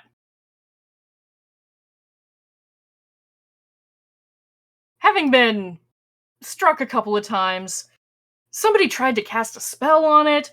This shark is not very smart, but knows when the going's good and when the good go. And he is going to turn and retreat. The other shark, however, there's blood in the water. And he is ready to go. The goblin continues to make his escape. And he is scrambling up with the very last of his movement to get up out of the water. And he bolts down the pier. He is not interested in fighting sharks. Not today, Satan. The orc, however, has been bit, and he is going to do his darndest to get out of there as well. So he just turns and starts swimming. So, shark is going to need a wisdom save in order to try to attack him, correct? Correct. Very well. All right, that is a 7, so that's a big fat fail. So then he must either choose a new target or it is Or lose. wasted. Yep. So, shark opens its mouth and is about to try to take another chump out of this orc. It was like, you know what? No. And goes to chomp on the human instead. No, no! And yeah, 21 is definitely gonna hit an unarmored human in the water. Ugh, I can only protect one of you. Yeah, it's gonna hit. Corvus, go help them. 5 piercing.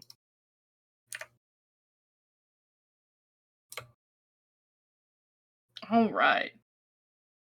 So, you're going to command Corvus to assist when it comes back around to that turn? Yeah, Corvus is gonna go do some Corvus gonna help? Alright. How many magic missiles am I allowed to create at one time? The number of bolts from your magic missile depends on what level you cast the spell at. First level starts at 3. For every level higher than that, you get 1 additional bolt. Exactly. So if you cast it at first level, then you get to roll damage 3 times. 3, 4. So at level 3, it'd be what, 6? Yes, but you do not have access to 3rd level spells right now. Okay. Do I have access to level 2 spells? I believe you do, since you are a sorcerer. Yes. So you can upcast it. So I'm going to cast Magic Missile with level 2 Alright. spell. Gonna use one of your level 2 spell slots. Go ahead and roll me... That would be 4d4, then plus 1 for each. So, 1. And I need to do it again? Yep. Okay, hang on.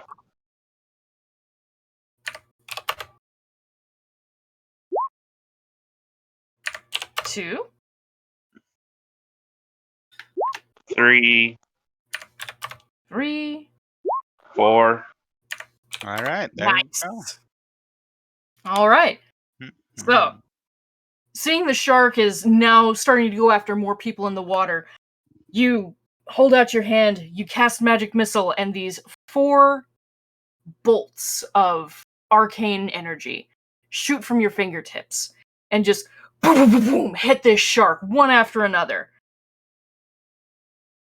And the shark stops moving and starts to just float to the surface of the water. The people on the pier are just in an absolute yeah! Oh yeah, we're gonna be eating shark tonight. They start clapping you on the shoulders because everybody saw that you were the one who landed that final shot. Some people are it's like, oh well, it would have been exciting to see, more shark action, but hey, whatever. We got to see a shark get killed, and excitement is in the air as this dead shark now starts to bob along with the current, starts to get swept out. Folks on the next pier, get ready with like nets, and then it's like, oh no, we're gonna cook this shark, and there's gonna be a bonfire shark roast tonight. Very good job there. Thank you.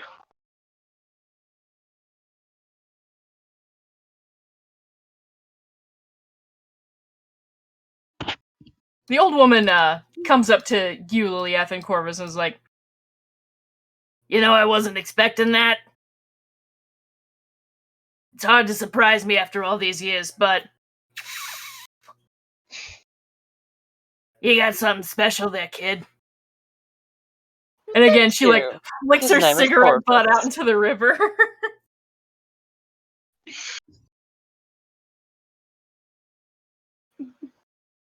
And she reaches and digs through her pockets and pulls out a medal and holds it up to Corvus. Like, here you go, big metal thing, you earned it. Corvus is gonna have to get down on his knees so she can put it around his neck. Oh no, she's not in the actually awarding mood. She's just like, here, take it. Oh. Just holding it out to him. It's just gonna do like a little. And this medal is made of sea glass that has been magically crafted into the shape of a conch shell. Let me go ahead and put that in your inventory. Do I keep the spear? The spear is old and rusty and janky. And she takes the spear back. She's like, nah, this is an old Giga tradition. We use the same gross old spear every year.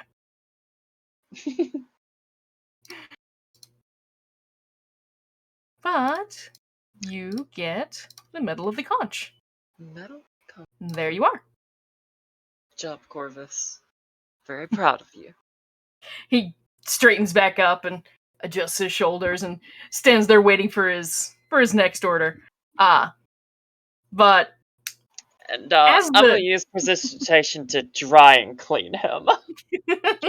yep, you start getting him dried off, and as you're doing that, the blue-skinned woman comes over, and she is not as disappointed as you might have expected. She's kind of grinning as she comes up, and for a second she hesitates, like she's not sure who to congratulate between the two of you.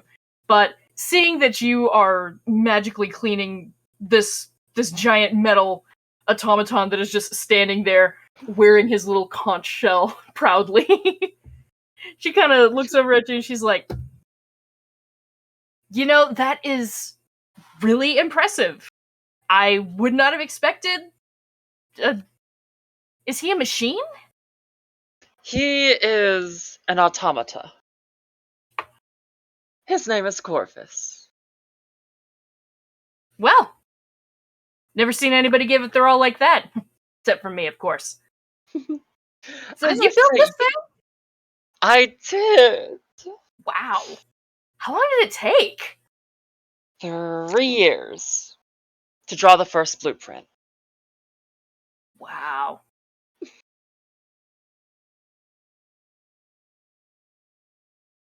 As for I the can't even actual- imagine. The actual construction only took a few days. I have the process streamlined now, but it used to take a lot longer. So 3 years to design and then like 3 days to build? 3 years to make the first blueprints. How many blueprints? 5. Do they like go faster each time or wow. That's a lot of time. Let's see. I think it only took 10 years to. You Only lose track of these kinds of things. she kind of looks at your ears, and there's a little bit more understanding with the idea of losing track of 10 years, but still she's like, wow. Matter of fact, I built all of my gear, including my hand. Just showing the metal hand. Ooh, she like leans down and is looking at your hand and like twisting her head around and inspecting it from all angles. Is it rude to ask how you lost it? Oh, I was bitten by a werewolf. Holy sh! You were bitten by a werewolf? And it like ate your hand? Oh, no, it didn't eat my hand. My brother chopped it off.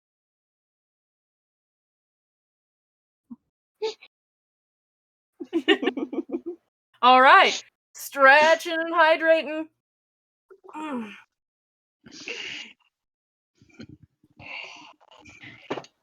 As we all sit with this revelation of, yeah, no, I was bit by a werewolf and then my brother cut off my hand. You know, no big. It's fine. I have a new hand now. A much tougher hand. Well, that's wow. There really sounds like there's a story there, and I cannot wait to hear it. What are you doing later? Because I'm kind of trying to put together like an adventuring party. An adventuring party? Yeah. Well, let's see. I think I got a month-long vacation before I have to go back. Why the hell not? You seem fun. She like grins and gives you like a little suck on the shoulder, and she's like, "All right, so see you at the end of the festival Of course. then. This is gonna be awesome." And she like Oh, sets what off. is your name? Oh, me, Ayo. Ayo Jaube! She holds her hand out to shake. Liliath Caldwell. Lilith Caldwell. Cool. Cool. I will remember that. The one with the hand. And the robot thing. Awesome. This is gonna be so cool. And she sets off, and kind of following in her wake is this drow man who kind of has a look over at Corvus and you, and that is quite impressive. Well, thank you. How long since you started building it?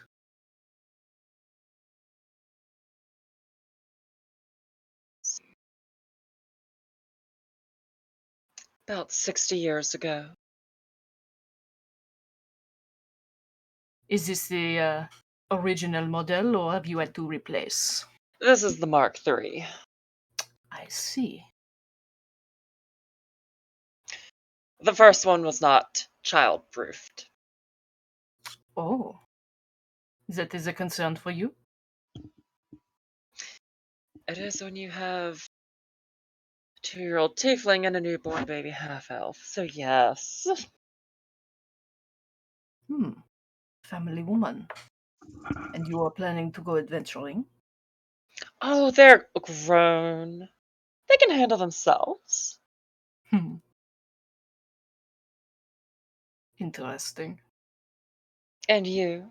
Any family? Family, yes. Children, no.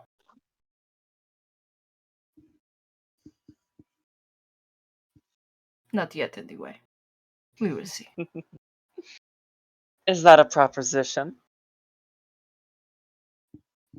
Excuse you? You heard me. He gives you this look of, like, shock, horror, and a little intrigue. It's like, wow, this is the most forward person I've ever met.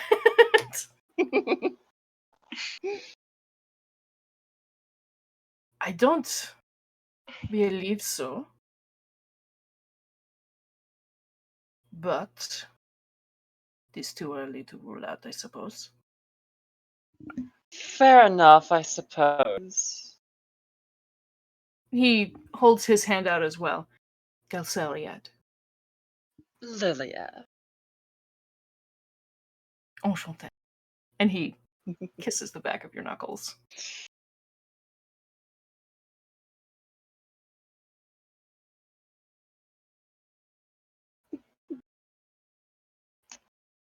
So I suppose we will be seeing you later then. I hope so.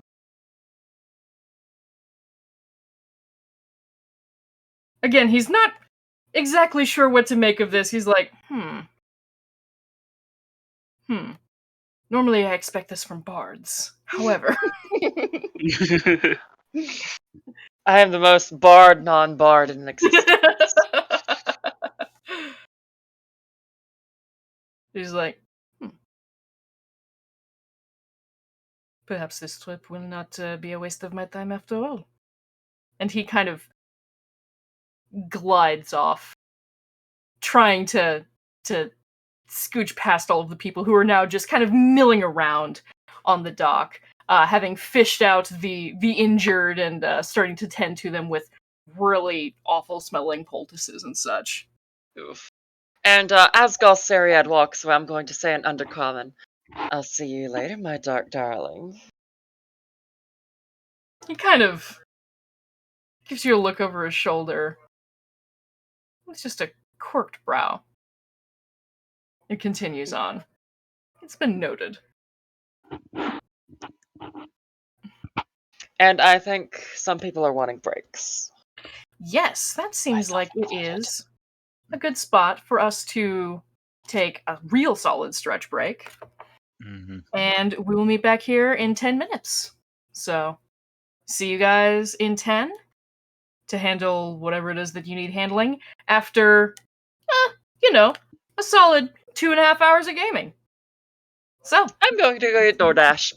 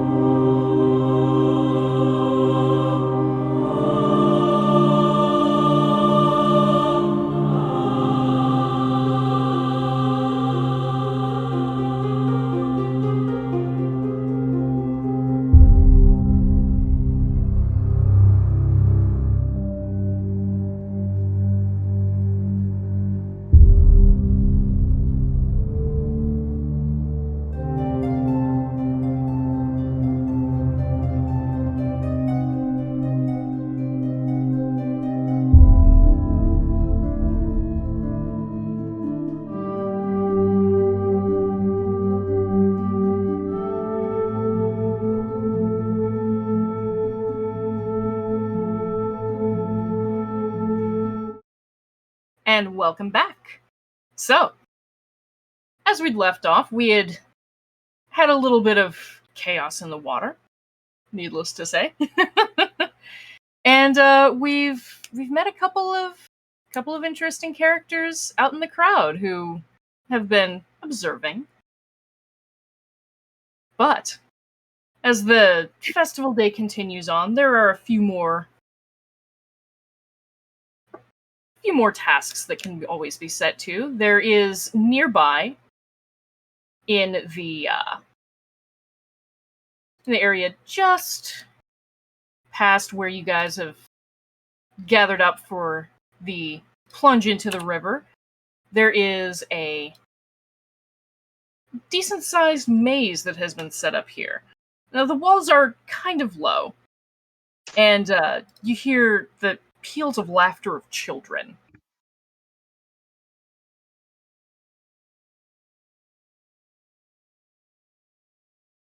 This is the maze, right? Correct.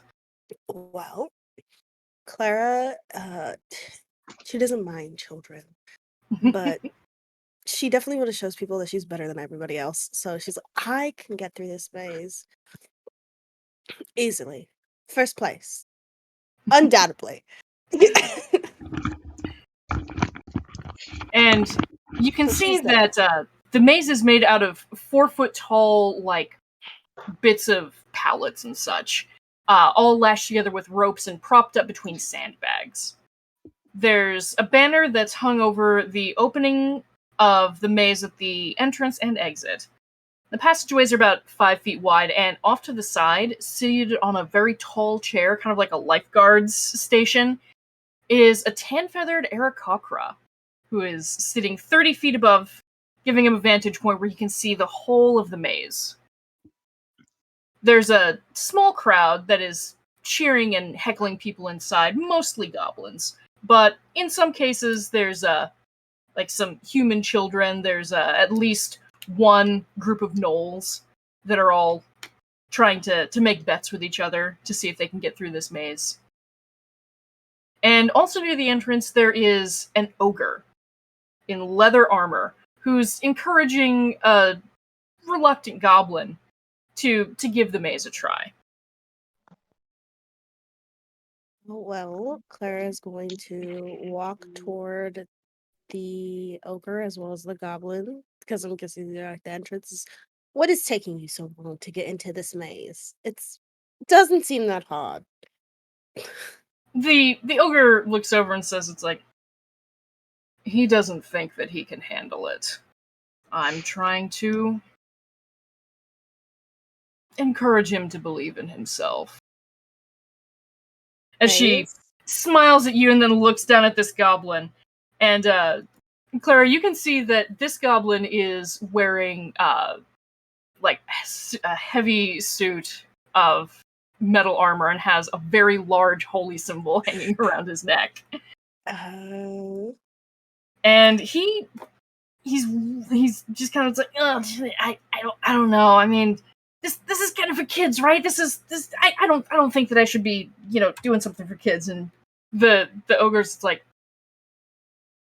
don't worry about who it's made for.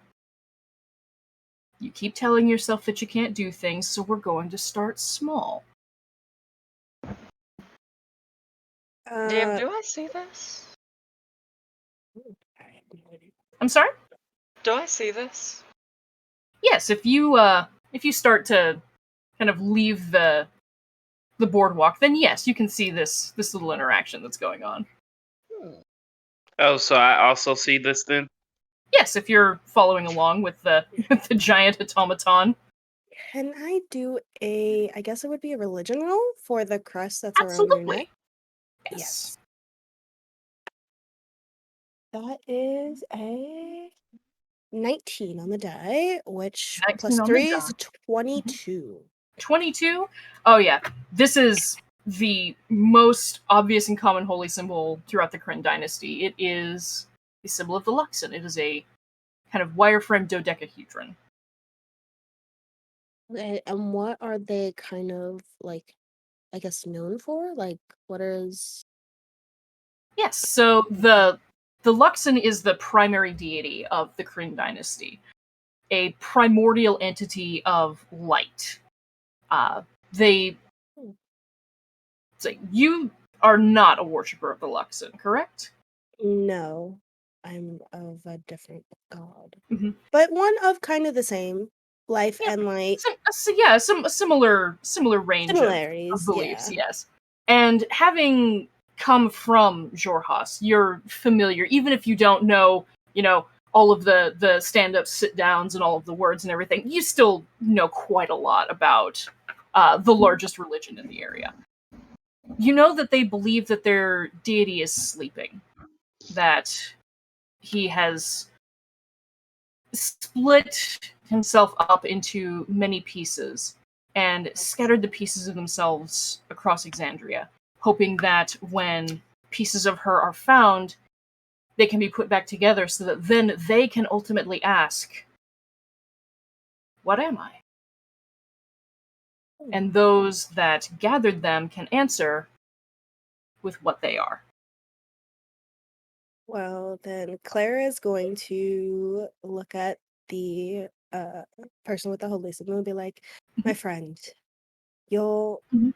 your god, would they really want you out here struggling to go into a maze?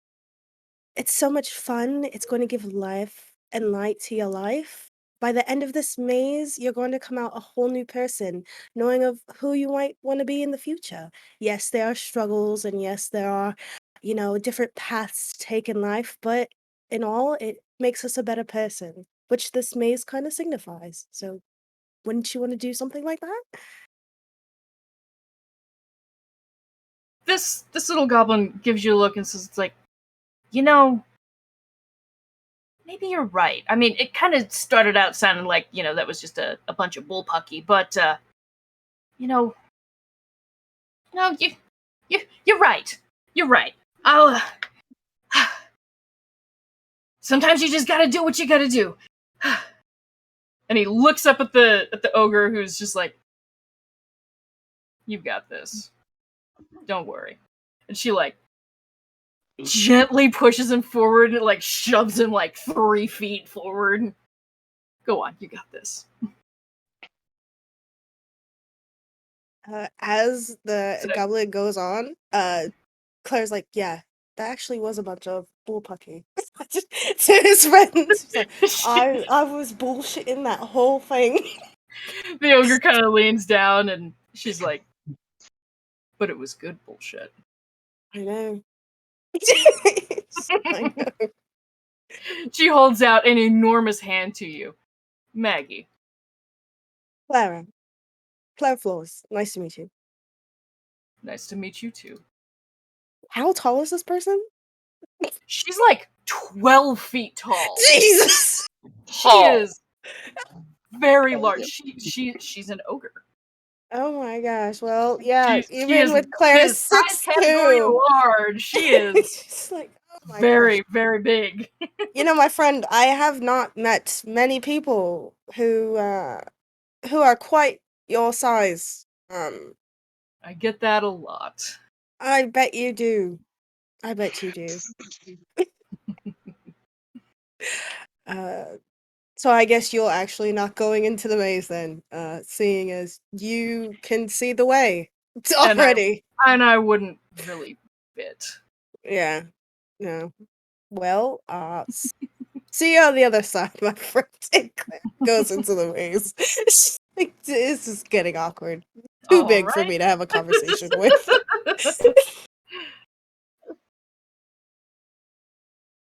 All right. So,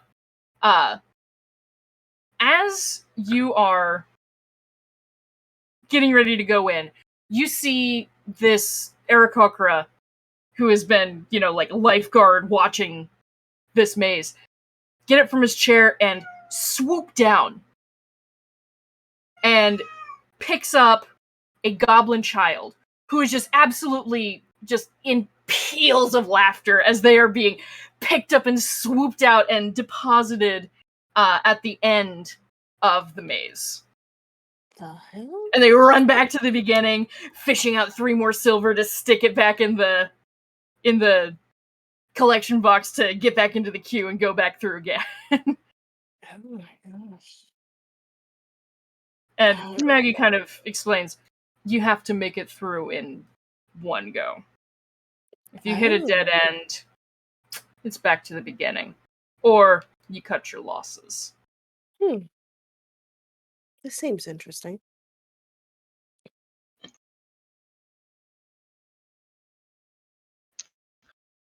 She DM. kind of she takes a look and she says, it's a little to your left. Gotcha. Thanks for the hint. As she's watching this little goblin friend of hers making his way through. Well then, Clara will go and put money in to get into the queue, I guess. It is 3 silver. And how tall are you? She's 6'2". 6'2".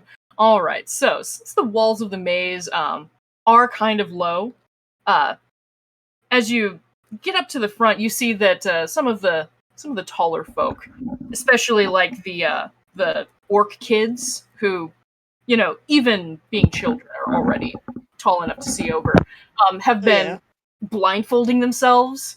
Some of the older kids have been blindfolded and then spun around, you know, like we're going for a pinata, and then they're like shoved in and they're like, okay, go.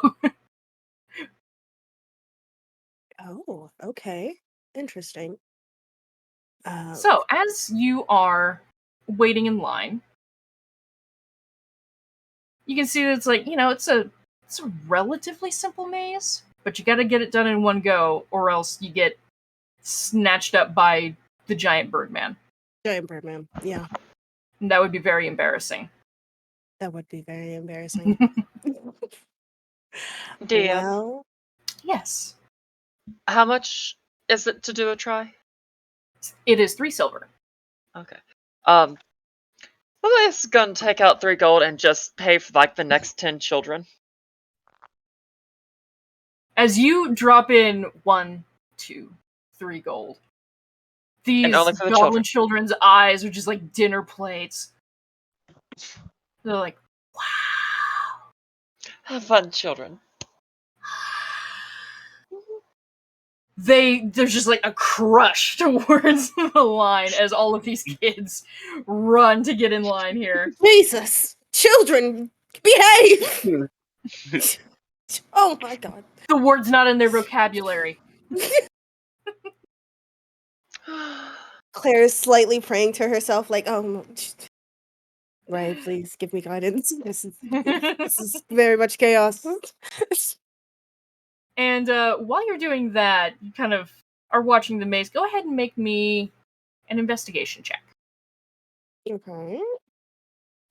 A 17. All right. So you're kind of, you know, from your vantage point of being, you know, well over 6 feet tall, you're watching and observing, and you think it's like, okay, I think I got it. I think I got this. And you see, popping out from the exit end is the little goblin in plate. He's like, I did it! I did it! I'm not useless! I'm not useless! Oh my gosh. And he like clank, clank, clank, clank, clanks over to this ogre. She's like, you were never useless, Dermot. You just have to have a little bit of faith in yourself. Can Clara hear, like, their name? Yes. Okay. It is easy enough to hear. She'll give a little shout in their direction. I knew you could do it, Dermot. Congratulations, my friend. His head like the light swings. showed you. His head swings around, and he like waves at you. He's like, "May the light be with you." Thank you. And she says to herself, like, hopefully that bullshit rubs off on me too. All right, and as you come up to the front,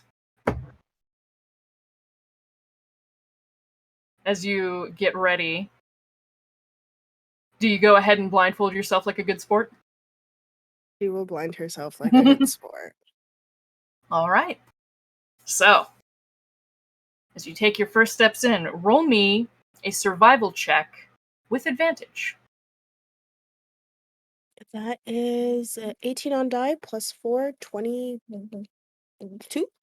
What is it? Yes. 22? Yes. 18 plus 4. So, you blindfold yourself. You kind of, all right, let's do this. Let's see if that bullshit rubs off on me. and you start your way in. You think it's like, okay, turn right, forward, about 10 paces, and a left, and you're making your way through, and half of your mind is like, okay, no, I've got this. I paced it all out, and the other half is it's like, come on, bullshit, come on, bullshit. But as you take a step forward,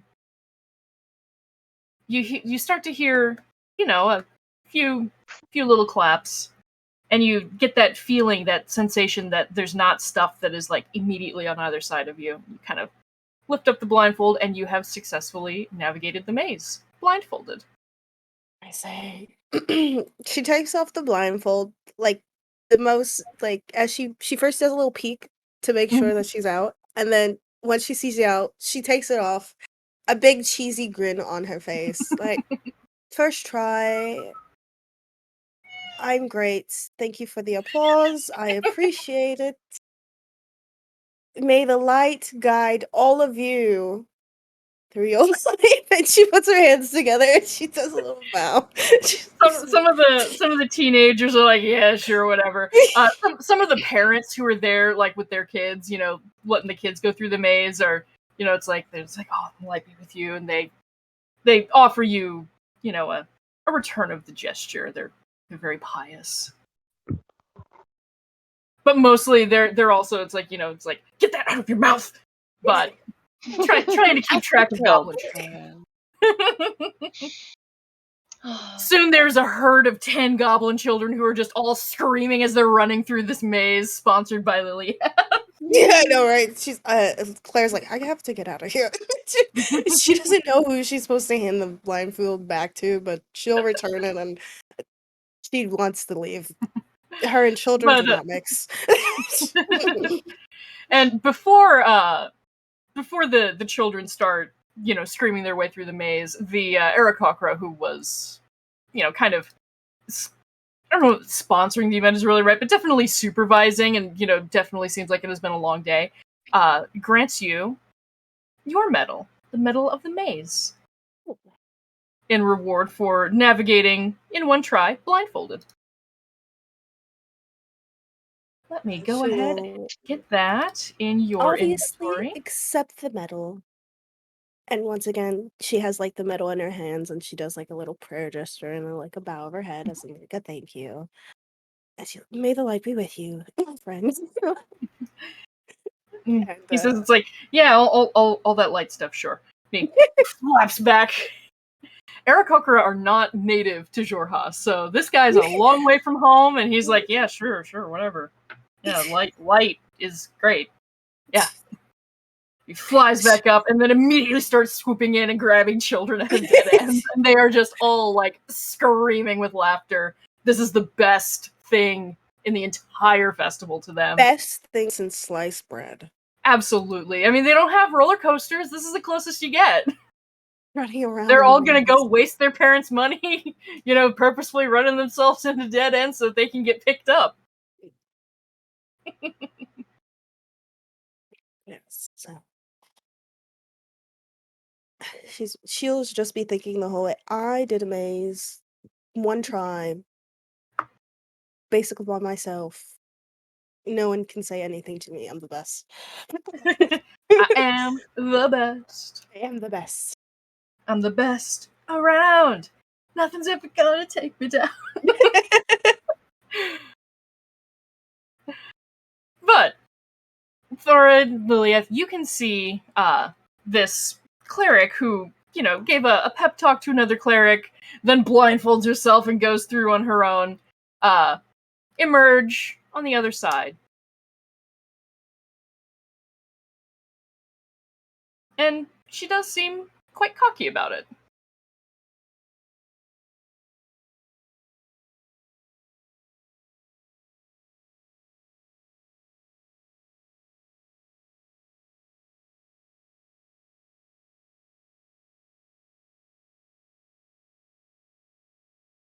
I don't know if they're looking at her, but if they are, Yeah. I don't know if they're looking at her. She's gonna let that slide on by.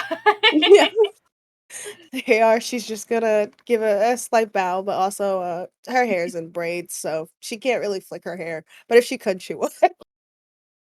Oh, she definitely can. How far away is the arm wrestling? I think after So- the pie defeat, that's where Bex is gonna be headed. Yep. Gotta find a way to redeem yourself there. Mhm. Gotta get some honor. Yep. So the arm wrestling is over here. Kind of closer to the barracks in town. One more time, sorry, I missed it just when you clicked it. Yep. So here we are. As you are going through the streets that are just jam-packed with people going by with, like, souvenir food on sticks and stuff, you pass by, like, the main government buildings and approach some barracks. Hello? Where... Yes, I can hear you now. Okay. I have no idea how much I missed. Aw. So if at Just any point you're addressing me, That would explain, yeah, why you did not respond. But we can always come back around to that. Bex, as you approach where a large crowd of, like, orcs and half-orcs and drow in armor have all started to congregate. Over here, near the barracks, there's... The first thing you see is this big brick building that has a sign that says Beef Slab Butchers. And out front, this is not normally a place that, has, tables and chairs. But there have been tables and chairs set up outside here. Just small table, 2 chairs. And the chairs are currently occupied by people who are wearing the armor of the Aurora Watch. 2 of them have their elbows braced on the table, hands locked in an arm wrestling duel, and 24 festival goers are watching this matchup silently, just with bated breath, until you hear the slam of the occupant of the left-hand chair pushing her opponent's arm down to the table, and the crowd just erupts in cheers. Money starts changing hands. You have found yourself in the arm wrestling competition. Yeah, I slink on over. I watch the last round, and then I just ask a nearby person, when's the next round? When's the next bout? How can I get in? So, one of the onlookers points you over towards a fairly quiet goblin who mostly is standing there with just a whole bunch of sheets of parchment as he is, jotting down, like, number 1, who just won that bout, jotting some stuff down. He hands it off to somebody else who then slaps it up on like the bracket for the next round. And when he sees you approaching, he says, looking to enter? Yes, absolutely. Name? Bakila. Tequila. I spell that right? And he holds it up, and it's pretty close. Sure. There's a K in there. Sure. Like, all of the right letters are there, but there's an extra K. Sure. He kind of tears that off, hands it over to his assistant. He says, "All right, entrance is free, but it's considered good sportsmanship to bet." Okay. What's the low part of the pool? What's the high? I mean, honestly, a lot of people are, kids are coming up with pocket change. It's no biggie. If you can find somebody to take the bet, whatever size you want. There's a couple of high rollers, but they're just showing off from the city. Okay. Sounds cool. I'd like to find someone who can play. I'd like to put a bet in, but I'd also really like to test my mettle against someone. So get me someone who will be of worthy competition. He kind of sizes you up. It's like he's really craning his neck to look up at you, and is like, "Yeah, okay." Yes, she had. He went to reset her internet. Yep, because her Discord kept cutting out. Yep. So, let us take a quick break while we get our overlay reset. Okay. And we will be back in a moment with the arm wrestling.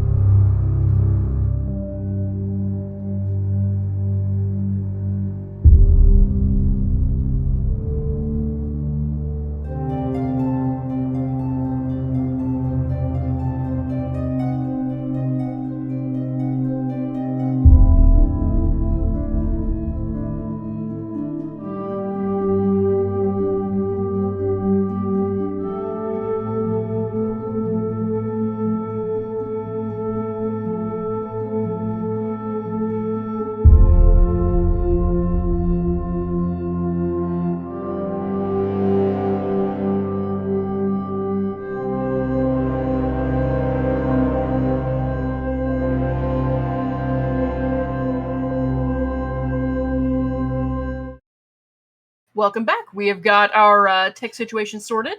So, to go back to the questions that were being asked while we waited for tech to get sorted, the library was here. in this kind of purple pentagon here. Okay, the purple pentagon. Yep, Okay. close to the scent of pies. All right. And- I was just curious because I was wondering after leaving there, would I have seen this crowd gathering? But no, I wouldn't have. I would not be there. Nope, they are. Yep, they're over near this other pentagon on the map because yeah, the Kryn, you know, they really like certain shapes. They build in a lot of particular shapes. But Thurid, you are also kind of drawn by the sound of people arm wrestling and just absolutely being ecstatic. So, real quick, just so that I don't have to keep pulling up everybody's sheets, what, Bakila, is your strength modifier? 3. 3? But I also have an advantage on strength. All right.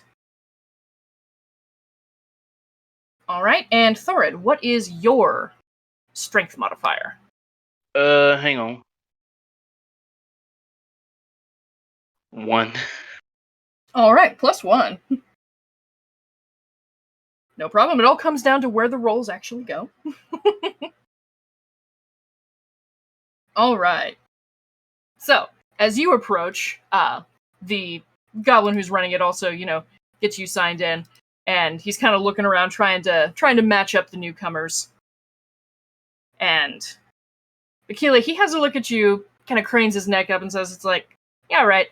I got somebody for you to go against." And he like points out a My bad. person in the crowd and kind of, you know, just jerks his head over to another one of the tables. Okay. I head on over. And I put down, I don't know, 4 silver. That seems reasonable. A couple of folks are like, okay, putting down the best before you even see the competition. And a drow in this chitinous armor comes Wow. over and sits down. They take off their helmet, and she flares her hair out behind her. And it is a woman, but she sets a muscly arm up on the table and says, "Good luck." All right, let's Doesn't go. say anything else. She's just, "Good luck." All right. And as she sits down, a couple of other people, you know, start putting coins on the table. Somebody like stabs down a very nice looking dagger on the table as well, and you know, some other folks are like, okay.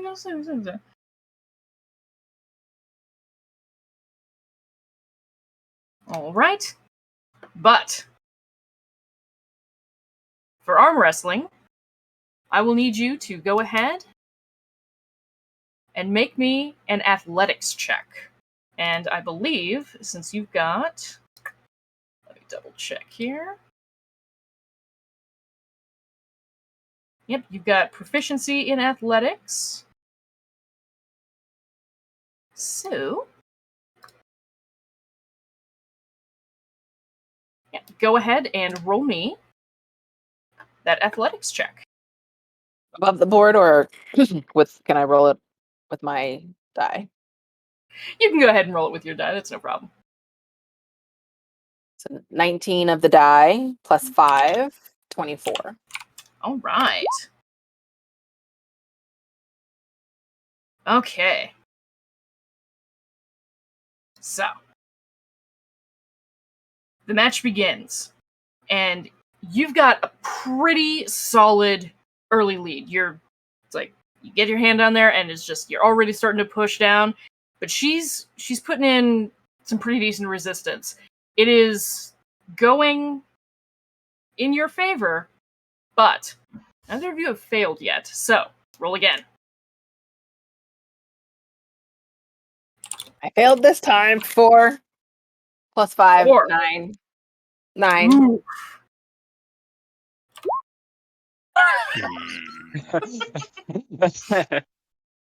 Okay. You So got you lucky. had a total of 9? Yes. She has a total of 8. So it's like she starts to push back, but it's like there's just not, she can't quite, get the angle on it. So it's like it's just pushing back, but that is fails from both of you, so there's no clear winner. We're still, it's like you've gotten back basically to where you started. And since it was both fails, but two people both cannot lose arm wrestling unless they like just both let go and put their hands down the other way. Go ahead and roll me again. 14. 14. Ooh. So she manages to get it, back up to the very top.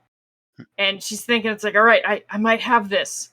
But with a sudden burst, you just slam her hand down on the other side. A whiff of pie comes by my nose, and I'm like, no! Not again! Ugh! You slam her hand down, coins fly. And yeah, she only rolled a 7.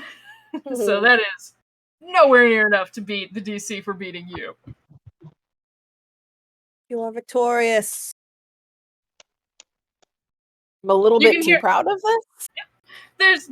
She nods and stands up and holds her hand out. And, good job. Thank you. You were a worthy competitor.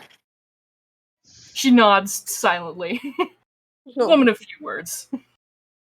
Meanwhile, over at one of the other tables, Thorin, you would like to compete as well, right? Yes.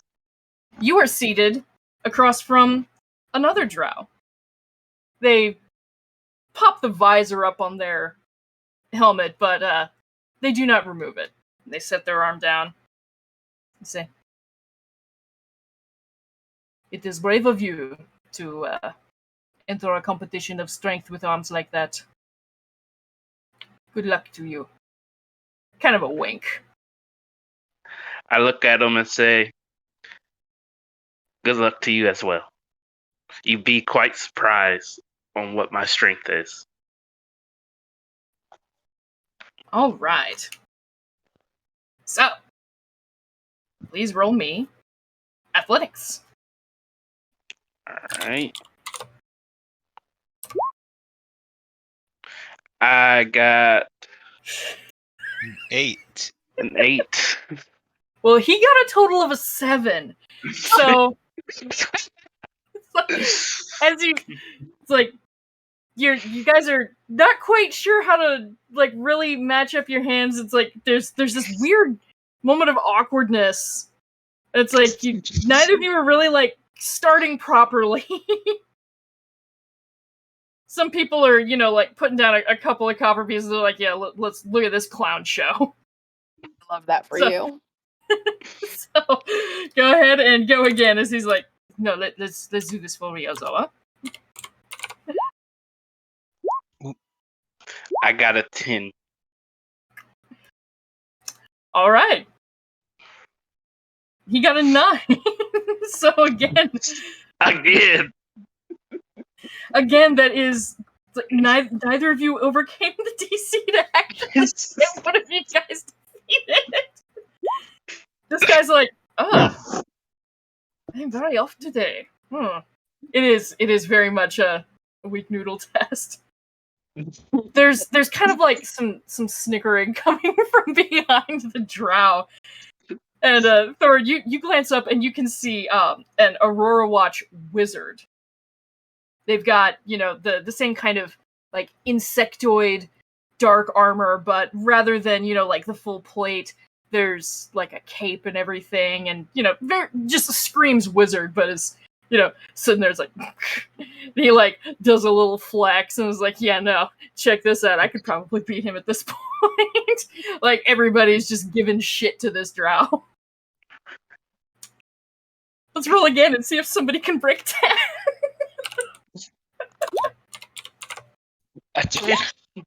Hey.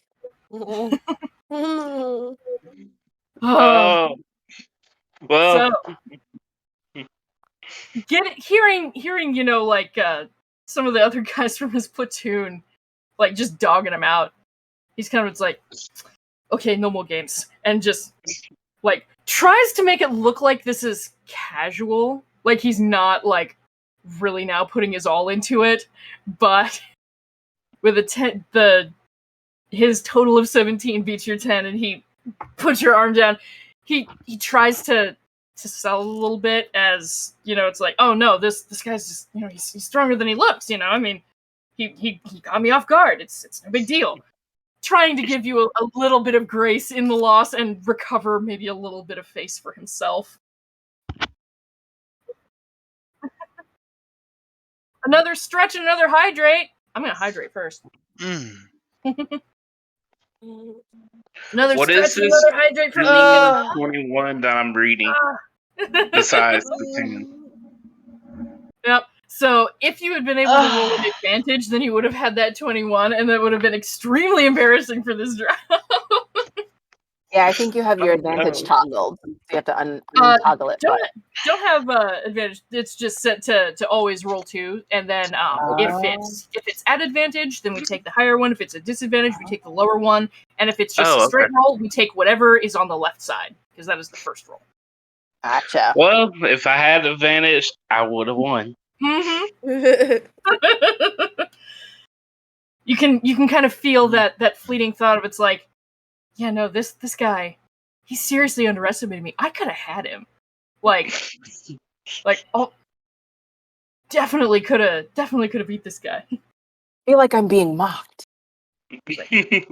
There's something off here. And this guy, as he's getting up, and like all of the like wizards and spellcasters are like, oh yeah, no, he looked like a really tough opponent, man. Whew. Man, you was really that was a rough one for you, buddy. Are you okay? Did you throw out your shoulder? He's like, like puts the visor back down on his helmet and walks away, and the others are just like dogging him as he walks off. But Bakila, you won your round, and the goblin kind of looks over at the previous winner who you had seen that initially attracted you to compete. He says, hey Meryl, what do you think of this one? And this orc kind of turns, and she's got a lot of really intricate tattoos that you can see poking out from underneath her breastplate that just go across her chest and up her neck. And she kind of gives you a size up, and she's like, don't see many Goliaths around here. We don't often come down from the mountains. I get it, honestly. But she kind of gestures to the middle table good-naturedly and sits down. I follow. And she puts her elbow down, and she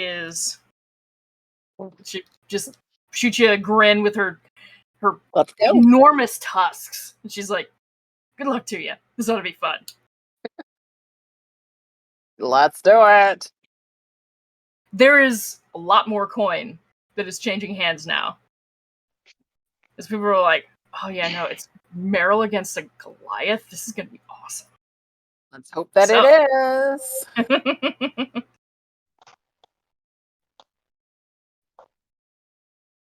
Let me get Meryl up here. All right. So,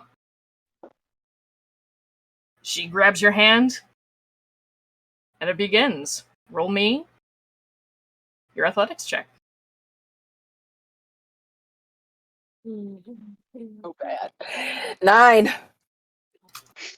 9? 9. 9 on the die, or 9 total?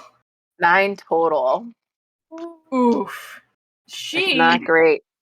gets a 23. Oh no!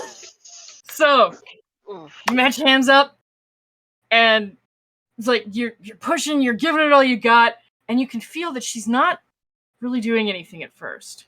Like she's sizing you up. Then she's like, not bad. Not bad. Slams your hand down. Yes. Says, but not great. Ooh. I'd like another shot.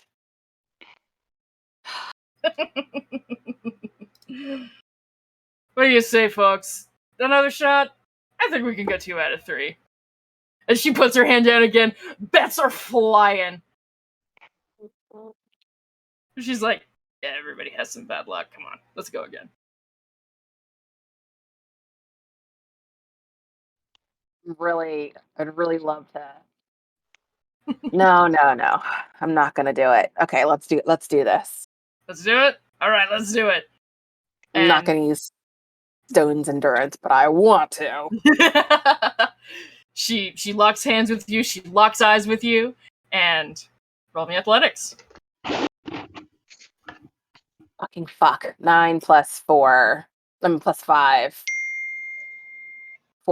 14. 14? Alright. She rolls a 24, but... Oh, damn it! But Misa beats it for the DC, so you can tell it's like she's putting a lot of force into it, but you're better prepared this time. You're holding her off. You're not all the way down. You're like, I can rally this. So, both of you beat the DCs, so roll again. Are you being so like this? I'm not using you again. You're Somebody's going to dice jail, I believe. You're out. You're out.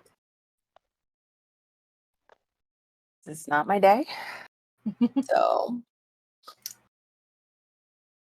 gonna be a solid 11. 11 total? Oh, no. 11 total. Ooh. Oof. So, you're leaning into it as much as you can, and you can feel her just putting solid pressure and just powering you back down to the other side. It's not showy. She's given you an honest opportunity here. It's like, no, come on. This is the most fun I've had all day. Everybody else here is just like, whatever. Come on.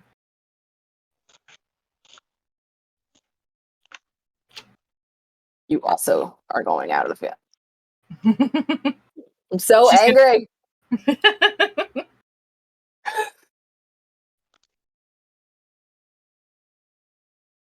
Go ahead and give me one more, because she's holding back. 20.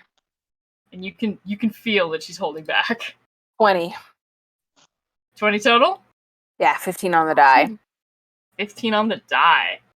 Very nice. And what is your strength modifier? 5. We're doing athletics, right? No, just your total strength modifier. Oh, my total strength modifier is 3, so that would be 18. Okay. Sorry, I thought we were doing athletics. No, we are. But your strength modifier is what sets the DC that she has to beat. She just barely beat it. So she's like, no, come on, give it to me. And you're like, okay, you start to force it back the other way. And she's like, oh, we're doing this. We're doing this. She is super excited. Give me another roll. She is down for this. She is so stoked. Critical fucking fail. Oh no. Like it's a full one. Oh. I'm gonna take a picture. I'm taking a picture because I feel like this is. Feel like this die has to go in dice jail forever. Yeah, this is the third one I've tried tonight, and Nicola's so hands were so sweaty. Yep. She slipped. Yep. yeah. Your elbow slips a little bit on the table, and like before she even has time to register, she takes advantage and slams your hand back down. A cheer goes up, and then she's like, oh, that wasn't very sporting. Well done. Yeah. Sure. She's like, no, that was fun. You should stick around. You could probably make some pretty good money at this. And she kind of casts her gaze around, looking for for somebody else who looks like a worthy opponent. I mean, she's taken down all of these, drow warriors. Now she's managed to defeat a Goliath, best 2 out of 3, and her eyes land on the ogre, who had previously, you had seen Thored just kind of passing by. And as you're still kind of hanging out watching, this ogre sits down and says, "This should be a delightful challenge." And Meryl's like, oh, this is going to be great. Mm.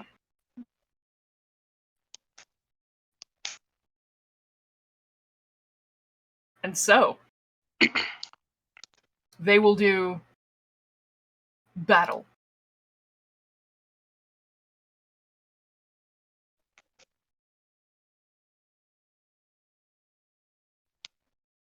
The competition begins. Large bets are going around.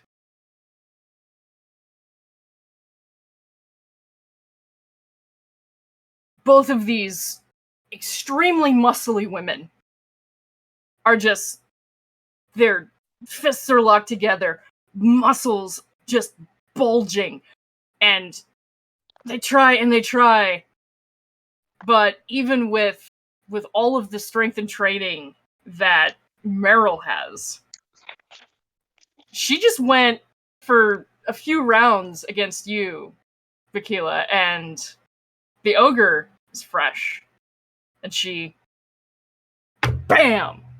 Lays it down. The cheer from the crowd is at first just like, whoo, oh! Again, money flying everywhere. As Maggie kind of stands up and says, "You're good, but not great." Echoing what had been said earlier. There's, again, a little bit of like a... I feel that hurt.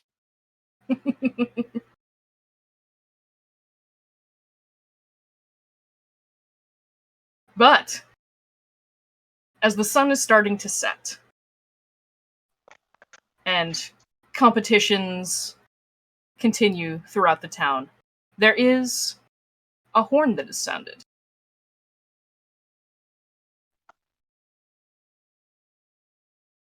People kind of falter and turn towards the river. As this is the announcement for the closing ceremony of the Festival of Merit. The people who are standing around taking bets at the arm wrestling table, quickly, finish up, and there's some comments, it's like, we'll finish this up with the pier. As everyone starts to make their way here, towards a series of jagged black basalt islands that stand in the Ifalon River.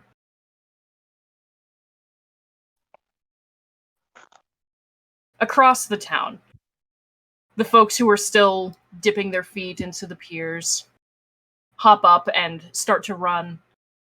The maze gets closed down as the Aarakocra wants to, see the closing events. Folks come in from all parts and start gathering up on these islands. But that is where we will leave it for tonight. I want to thank everybody for our inaugural session of Call of the Netherdeep for joining us tonight, for making sure that we stretched and hydrated. Mm-hmm. Yes. I finally got my Lots of match. hydration. Like 40 minutes late. Aw. Oh. Cold. But we will see you next week, where we will bear witness to the closing ceremonies of the Festival of Merit. See you all then.